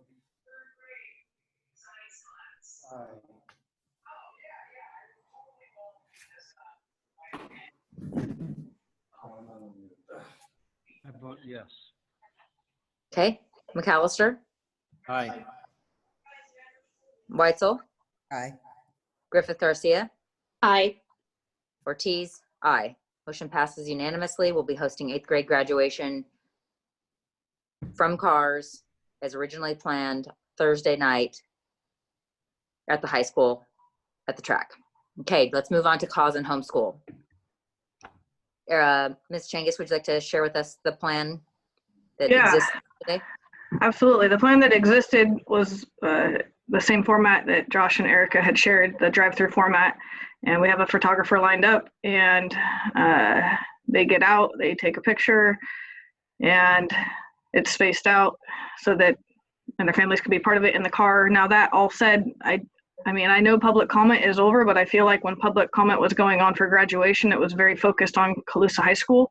Yes. And I feel like there are at least a couple, and maybe not a lot, but a couple individuals in the audience that might have thoughts on the Colusa Alternative High School and homeschool graduation. Our numbers are less, but it might be that some people want to advocate for them having that in-person opportunity. But I also know that there is at least a family or two that don't want to participate in an in-family only, and I'd schedule a social distancing opportunity to get that picture and that diploma in a format that's safe for them. So I have from the very beginning said I will be very, very flexible and move with the waves of this discussion, but I just want to make sure, I know you don't want comments right now, but it's really hard for me to say what's right and fair for our kids since it's shifted so quickly. Yeah, it's a difficult one. What does your intuition say is the right thing for that group? Because it's the mix, right, of 8th grade and high school, cause and homeschool. Yeah, that's a lot of variables to take into account, and effectively all those students are in those groups because they have different needs than our mainstream kids. So you've had very, very solid experience with those families and students. What's your recommendation? I would say allow them to have that in-person opportunity. It's definitely not the same date as the Colusa High School one. I'm not suggesting that by any means, but on that Friday is what we had said we'd move to, Friday at 10 a.m. That hasn't been shared with our families yet, though. Keep that in mind. And then if they did not want to utilize that opportunity for an in-person graduation with individuals in the audience, and it can be the same, it can be 2 individuals in the audience, then after that concludes, I could have time slots where they can be handed or they could pick up their diploma and take a picture in a more social distancing format. And I think you can individualize it in that way because, I think, Josh, Mr. Mason, you can speak on this, but I think we have 3 or 4 cause graduates, and I think we have around 10, roughly 10 to 12 homeschool graduates, and then just a small number of 8th grade. So it's a pretty small population. And it sounds like we'd like to have an alternate for our high school students that don't feel comfortable or it just isn't appropriate for them anyway, and maybe we could group those together with a time slot or something on Friday or Saturday after the regular graduation. Yeah, so that, we knew ours was a smaller platform, and so, having Egglings that you guys just approved on Thursday at 5 p.m. is actually when the homeschool cause graduation previously took place, and that's okay. We've said we'd be flexible. I'm all fine with that, but that's how, when different ideas were being discussed, that's how Friday at 10 a.m. Ended up being a time I landed on, and I just want to make sure I have the ability to have staffing that day if they want to voluntarily attend. Of course. Okay. That totally makes sense to me. Any questions or concerns from the board?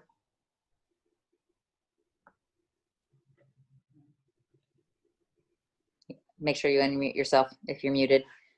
Do you need a motion? I do need a motion if I have yeah. I move that we have the homeschool and cause. Homeschool and cause graduation on Friday at 10:30 at the same site as the other graduations. 10 a.m. or 10:30? I think Ms. Changus was hoping for 10. Oh, 10, I'm sorry. 10, okay. Do I have a second? I will second. I'll second. Great. Any discussion? Okay, hearing none, I'll take a vote. Fennessy? No. McAllister? Aye. Weitzel? Aye. Griffith Garcia? Aye. Ortiz? Aye. Motion passes. We'll have a very similar production to what we're having for the high school graduates. 10 a.m. Friday for homeschool and cause, and there will be an alternate time to receive diplomas and take pictures for any students who opt out of those 2 in-person ceremonies. That takes us on to E3, our COVID-19 update, which includes this evening our grading policy. Mr. McIntosh, before we jump into the grading policy, are there any other COVID-19 updates that we want to cover, or is this the primary focus? No, this is the primary focus. Okay.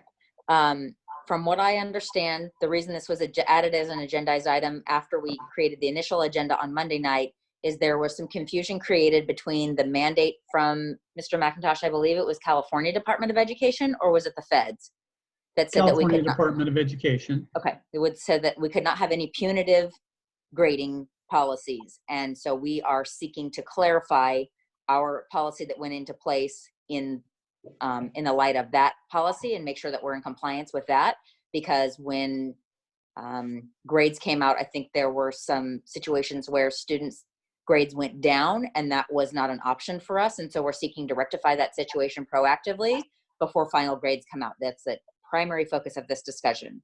So Mr. McIntosh, do you want to lead that discussion and tell us what areas of our student population are affected? And go ahead. Sure. So the revised policy, and you can see, well, I don't know if you can see, but what we did is we lined out third trimester grades will continue to accumulate from prior to the school shutdown. So what we were doing is we were not holding students harmless once we went into distance learning. And the California Department of Education said there will be no punitive grading. So like the high school, which was very convenient because they ended at the third quarter. So all those students, their grades could not go down. Like now we have the third trimester in progress grades. We can't say the end of the second trimester because we were already into the third trimester. So there's a specific date, March 16th.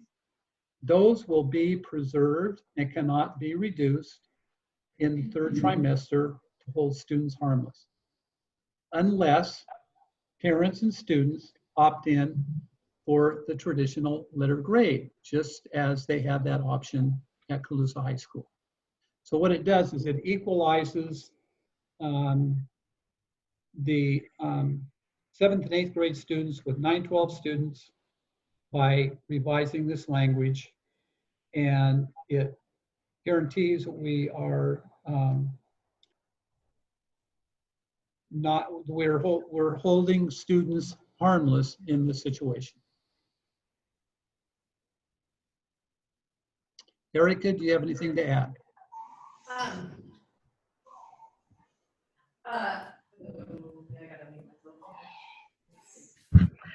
The attachment that I sent to the board, it has different information on it, and I just want to explain the information for anybody who's in the audience who may be wondering what this all means.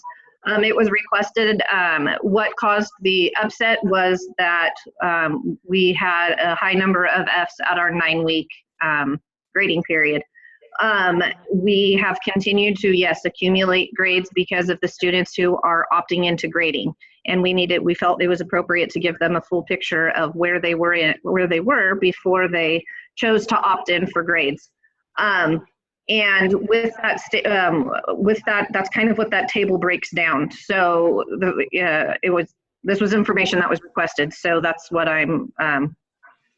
that's what its places. How many kids had Ds and Fs at the 9-week mark? How many were, the second row is number of students with an F grade with just an F grade, not a D and an F. And then the last one, last row is in regards to students that have an F grade at the trimester mark. So essentially looking at going from 9 weeks to the end of the trimester, the number of kids who have declined the number of Fs that they have, or in other words, saying they've improved their grades.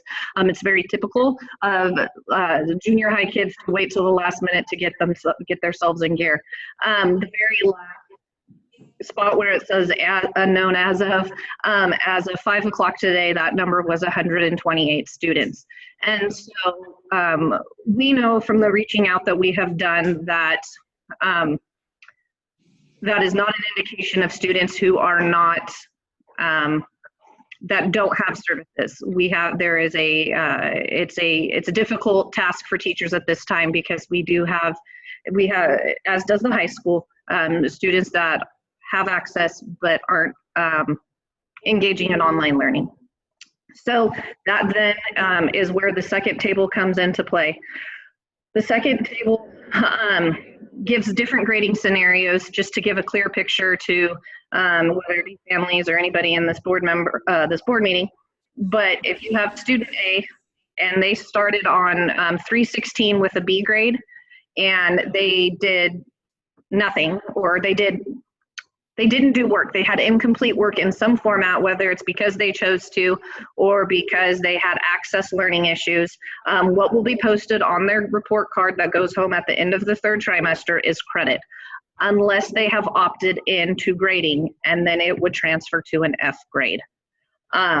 And the opt-in form has been posted today, and it is being accepted through the last week of school, I believe for both myself or for Eggling and for CHS.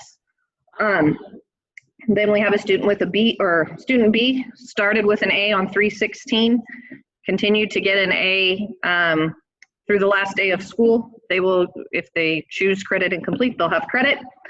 If they if they opt in, they'll have an A on their report card. Student C, you will see if they started with an F, the last day of school, they got a D-, so they have increased their grade during the shutdown because they've been doing whatever work it was to increase during the shutdown. They will get credit on their report card, and if they were to claim opt-in grading, they would have a D- posted. And then the last one is a student who had an F before we left on for COVID-19 shutdown. They continue to not engage in student learning for whatever reason. They will have an incomplete on their report card, and it will, just as the high school is, that will make them ineligible for graduation. They need to complete summer school. If it's a 7th grader, clearly they have to get that. They're going to follow the guidelines of our handbook to get that remedied before 8th grade graduation. And if they did opt-in grading, it would be an F. And below that is just the documentation of the revised policies. Are there any questions I can answer? The students who chosen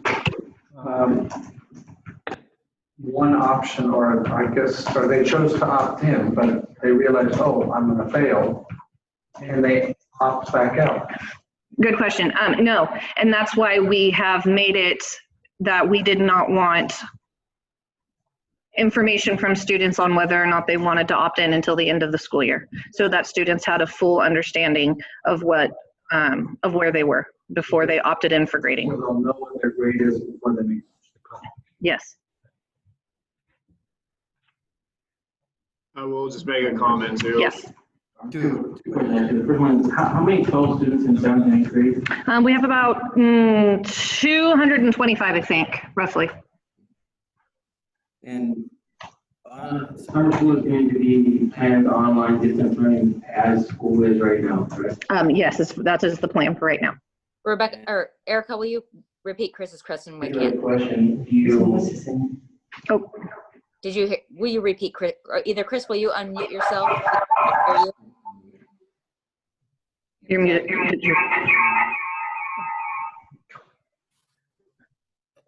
Yeah, I just asked how many students were in 7th and 8th grade, Melissa?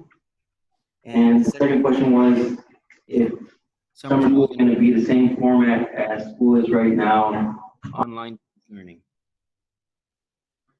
Great. Okay. Go ahead, Ms. Lemon-Jager. What do you want to weigh?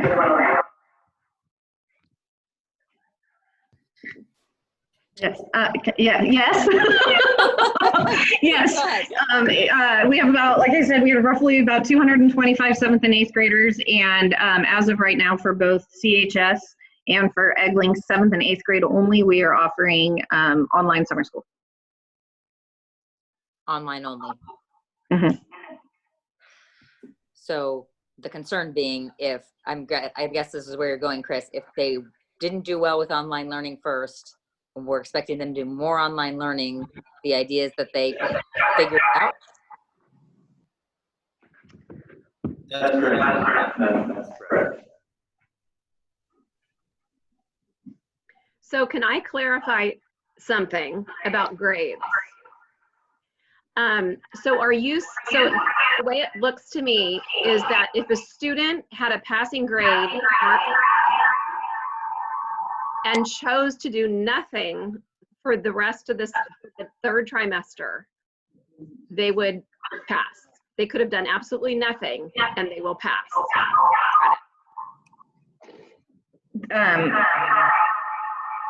Guys, you gotta all turn the volume up. Yes, that is what they are considered. That's what is considered hold harmless grading. I would like to say something. I know that this is the decision we have made as a school district. I know that this is supposed to be an equitable level of education. However, I agree with Pam. If a student went into this with a passing grade and chose not to do anything, not because they didn't have access or anything, then where is the equality for, number one, our students who are working and trying and making an effort, and our teachers who are working and are out there to help the students? It also sets a precedence that we put something in place and then... Hold on, Kelly, can we get the board in order so you can continue?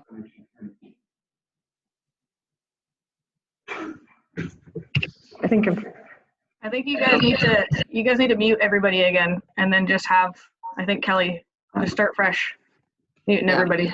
I think you guys are too Everyone has the speakers on in the boardroom. You can't have that. Okay, Kelly, try again.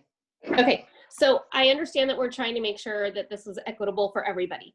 However, when you look at it, a student who had a passing grade when we left school, which the last day was March 16th, they could have chosen to do absolutely no work this entire time and they're still passing.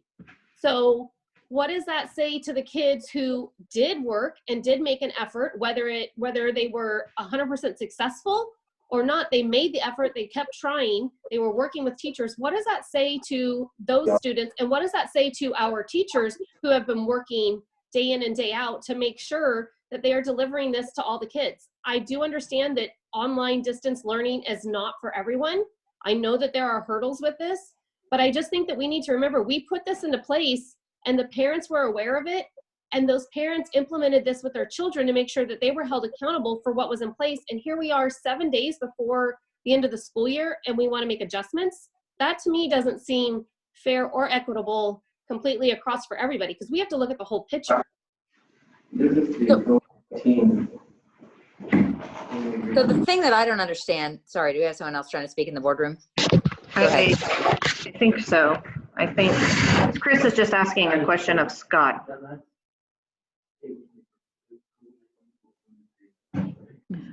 Because the way that this is laid out doesn't look at all different than what I expected from when we talked about the hold harmless, that, you know, there were students at the high school who were very upset that they were doing the work and they weren't going to get credit. So we implemented the opt-in for grades to give them credit. And I think we should have a really solid conversation around how might we recognize the students, no matter what their grades came out, as the students who did the work and opted in for grades. But I disagree with you, Kelly. I don't think it's fair. And I hear the equity on the upside for the students who did the hard work, but I think about the kids who are being completely left behind. There are kids at home with a mom that's home full-time helping them, and there are kids with 2 full-time working parents who it's a significantly different struggle for them. And, you know, the mandate was no punitive grading. And to me, that's what I understood was punitive grading, that effectively they were frozen. They couldn't go down, but they could go up. And we gave kids a positive incentive to increase their grades, especially for the ones who were struggling with this format. So I'm not understanding where the discrepancy is from where we started. Can I speak? Oh, Go Chris, ahead. you gotta go. No, sorry, Chris was speaking. Go ahead, Chris. The only thing that I would like to point out, if you look on the bottom of what's on the page that Erica gave us, that has been taken out, where it says third trimester grades will continue to accumulate from prior to the school shutdown. On April 21st, 2020, there was a COVID-19 school closure grading policy memo. And on that, it has nothing, it says nothing about third trimester grades accumulating. So we're not changing anything. We're just taking out what was not in the memo, and we're holding kids harmless. It's right here. Because it's conflicting language, effectively. Scott? Sorry, Pam. But the message we got as teachers from the board was to provide rigor, to continue to provide rigor. Absolutely. And so the message we also heard, right or wrong, was to continue to provide education for students. My students, I knew all along, would not get grades, but my son was getting grades. And what we understood was, you're gonna do all the work, and you can decide based on that grade whether you want in or out, not on March 16th. Because, agreed. And I don't necessarily have a problem with this. It's just that what was communicated to students by us as teachers was, this work matters, and you need to continue to perform and work. And we passed along that message to them. And now, a week before school's out, it's getting, now we're looking at it, I guess. And so that, I think, that's where I'm a little frustrated. Because if we had just said at the very beginning, let's just put it in layman's terms, you can take your grade right now and don't even pick up a Chromebook, don't even do any work, you're done. I think a lot of kids would have been like, good, I'm out. Parents would have been, good, we're out, but that's not what was communicated. It was, and I didn't think it's what should have been communicated, but I guess if the state made a law that kids didn't have to work, then we can't disagree with that or not comply with that. But that's, again, I think, the big what we problem. heard was provide rigor.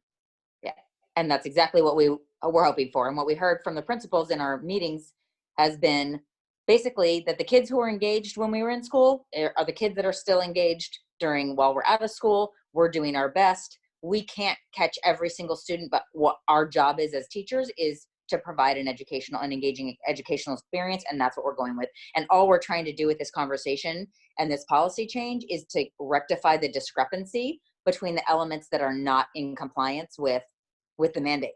And that's the goal. So it's not fair, and that's why I was hoping to spin this to a positive conversation. And I'd really like board and administrator input on how we might be able to recognize students that really have stepped up and done the work. And I don't know if that looks like a mention in the local paper, if that means there's some kind of quarantine honor roll for students who just stepped up to the plate and continued to do good work. I'd really like to make this a positive conversation, because there's nothing we can do about the no punitive grading conversation. That's not in our hands, period. From what I understand. Mr. McIntosh, is that incorrect?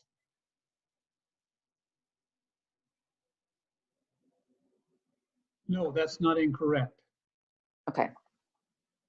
Great. So I'd like to move the conversation to the flip side of it, which is, what might we be able to do? And administrators, you might be in the best spot to recommend something, but do you have any thoughts on how we might be able to honor these students who they've bob and weaved in a pretty meaningful way, even if they didn't start out as the best students and didn't end up as the best students, but they showed up and they did the work?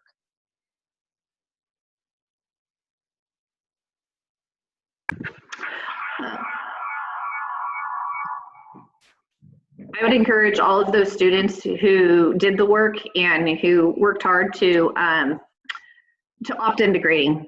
I think it will just look positively for them and when they start future endeavors. I think, looking, we can add I don't know if it is appropriate to add a comment next to, because I know we have COVID-19, what you want to call it, COVID-19 shutdown for comments in the 4th through 6th grade report card. I don't know if we can put COVID-19 opt-in grading. And so we can do a comment on transcripts or, report cards, whatever it may be, noting that students opted into grading, which kind of denotes that they chose, to me that denotes that they've separated themselves and they continued the opportunity to become graded and to do the work and to stay stay on task and engage in distance learning. And that's something that's a lasting imprint on their record, which I like. What else? I think just having the kids showing a grade, that's saying they worked. The kids that are choosing a credit are, one way or another, the impression is they didn't work. And so it's a very positive thing to opt in, especially if your grade holding steady or going up. So I would say that's the positive in that.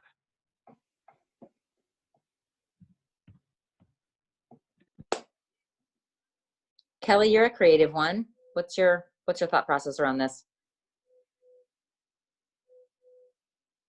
I don't know. My creative wheels are not spinning at the moment. Okay. Well, I don't know that we need to take board action on it, but Could I say something? Please. Okay, so one of the options would be for the students that did the work and made the honor roll. I'm assuming we have an honor roll. We could publish those students' names in the paper. They'd be recognized. Yeah, I'd like to explore that. I mean, something to the effect of a quarantine honor roll. These are students who did the work, and we thank them. So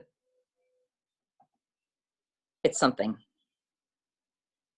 You know, I was thinking about, you know, can we get them, you know, a shirt with the RedHawk mascot on it, or something that shows our appreciation for figuring it out.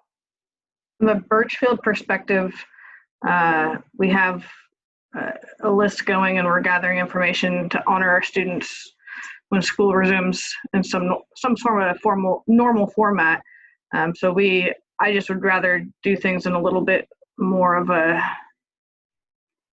I know we can't do things in a normal fashion, but we'd like to wait because it's just a little different with the little ones. Although we have sent out some certificates recognizing students during this closure, students that have made growth or made some great achievements, we have sent out certificates individually to those individuals, but we do have plans. I just wanted to make sure you knew we have plans, but I think it's more applicable to do things in the fall.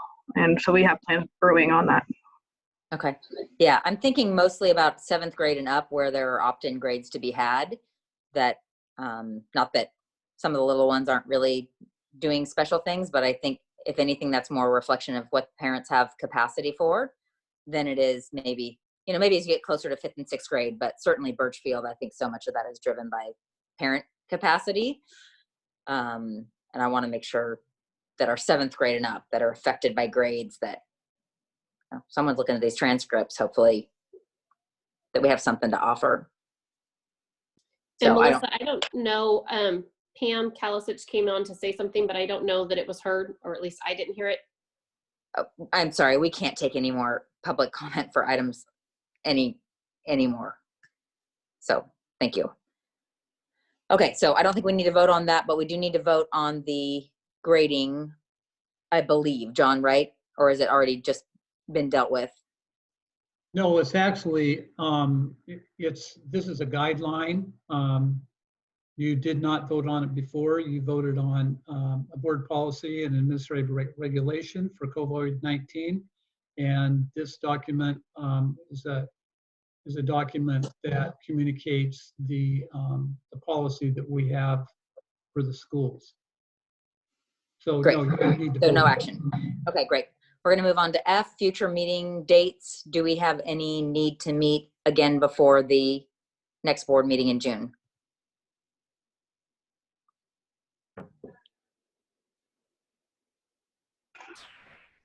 I sent a message to Ashley. Ashley, I don't know if you want to speak on it, or it's just a clarifying question. People are kind of getting confused out there. I don't think you can see my comment, but basically just trying to clarify the times. What I think I heard was Eggling promotion. I'm just dates and times. Eggling promotion Thursday, May 28th at 5 p.m. CHS football field. Colusa High School, Saturday, May 30th, 10 a.m. Cause homeschool, Friday, May 29th, 10 a.m. Is that what you guys have in your notes?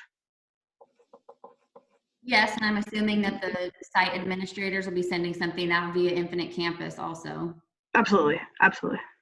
And I anticipate that the parade will be happening at 10 a.m. and then they'll define the time for Saturday so that the graduation is probably not at 10 a.m. since they've done all the work on the parade, that it'll be later.